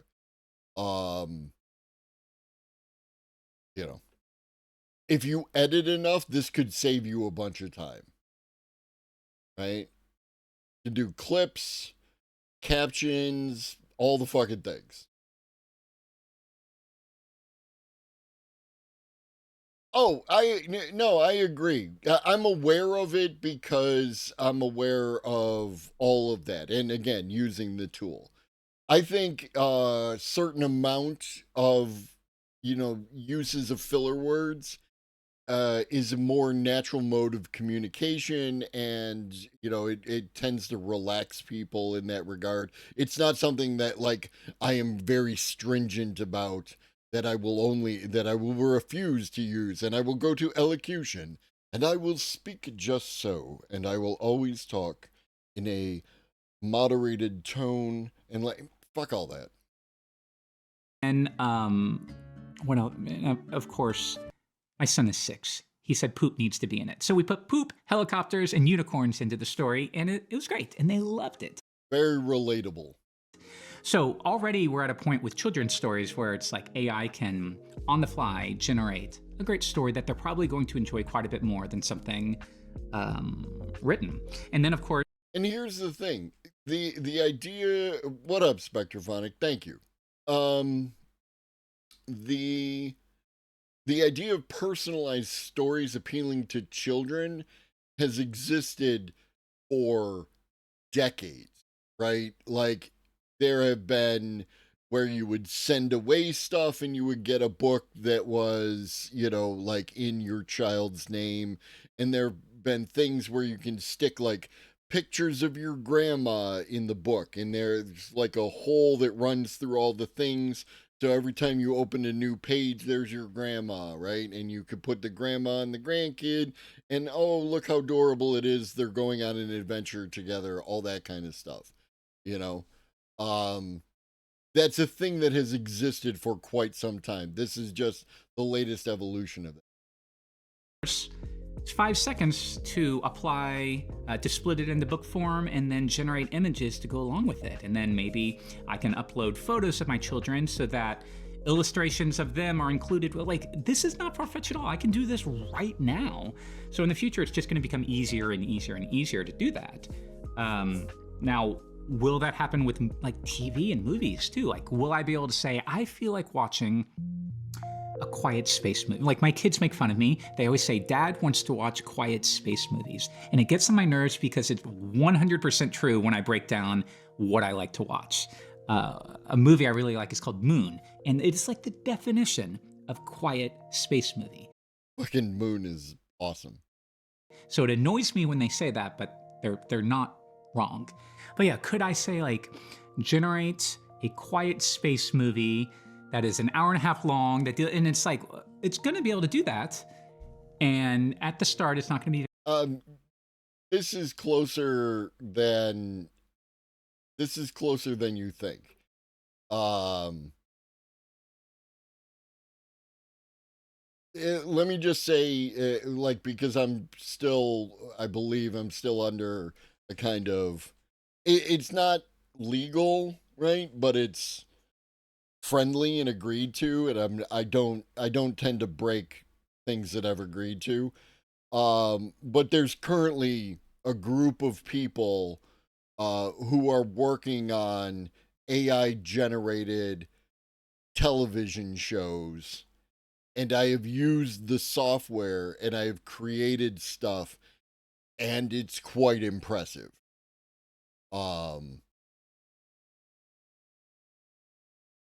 Very good, but then it's going to get better and better. And then what happens when it's like, wait a minute, this is like legitimately as good as anything I will see at the theater.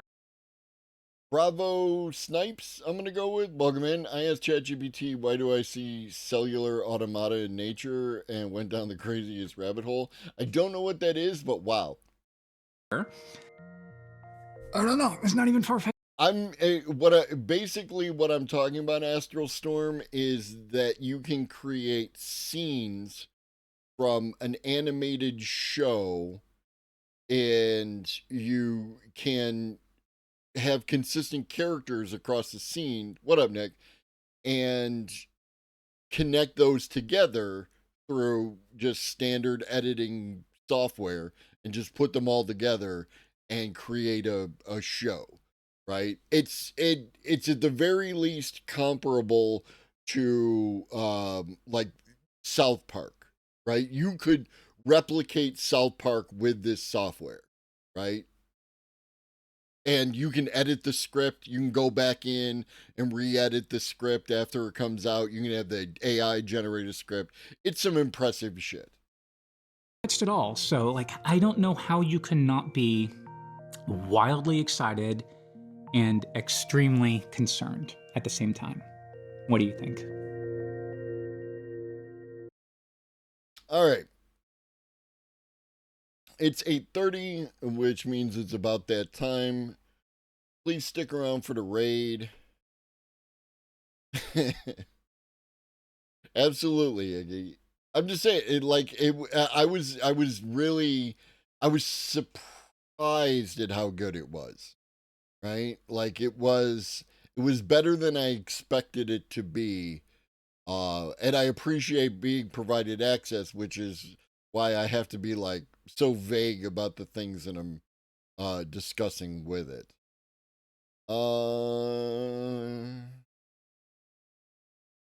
Let's rate David. It's been a minute since I rated David.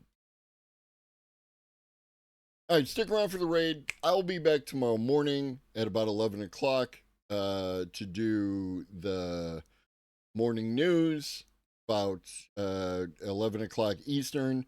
I will be back to do videos Wednesday at 5 p.m. Eastern. I hope y'all enjoy the rest of your day, which is already in progress. If you've been hanging out, hit that follow button.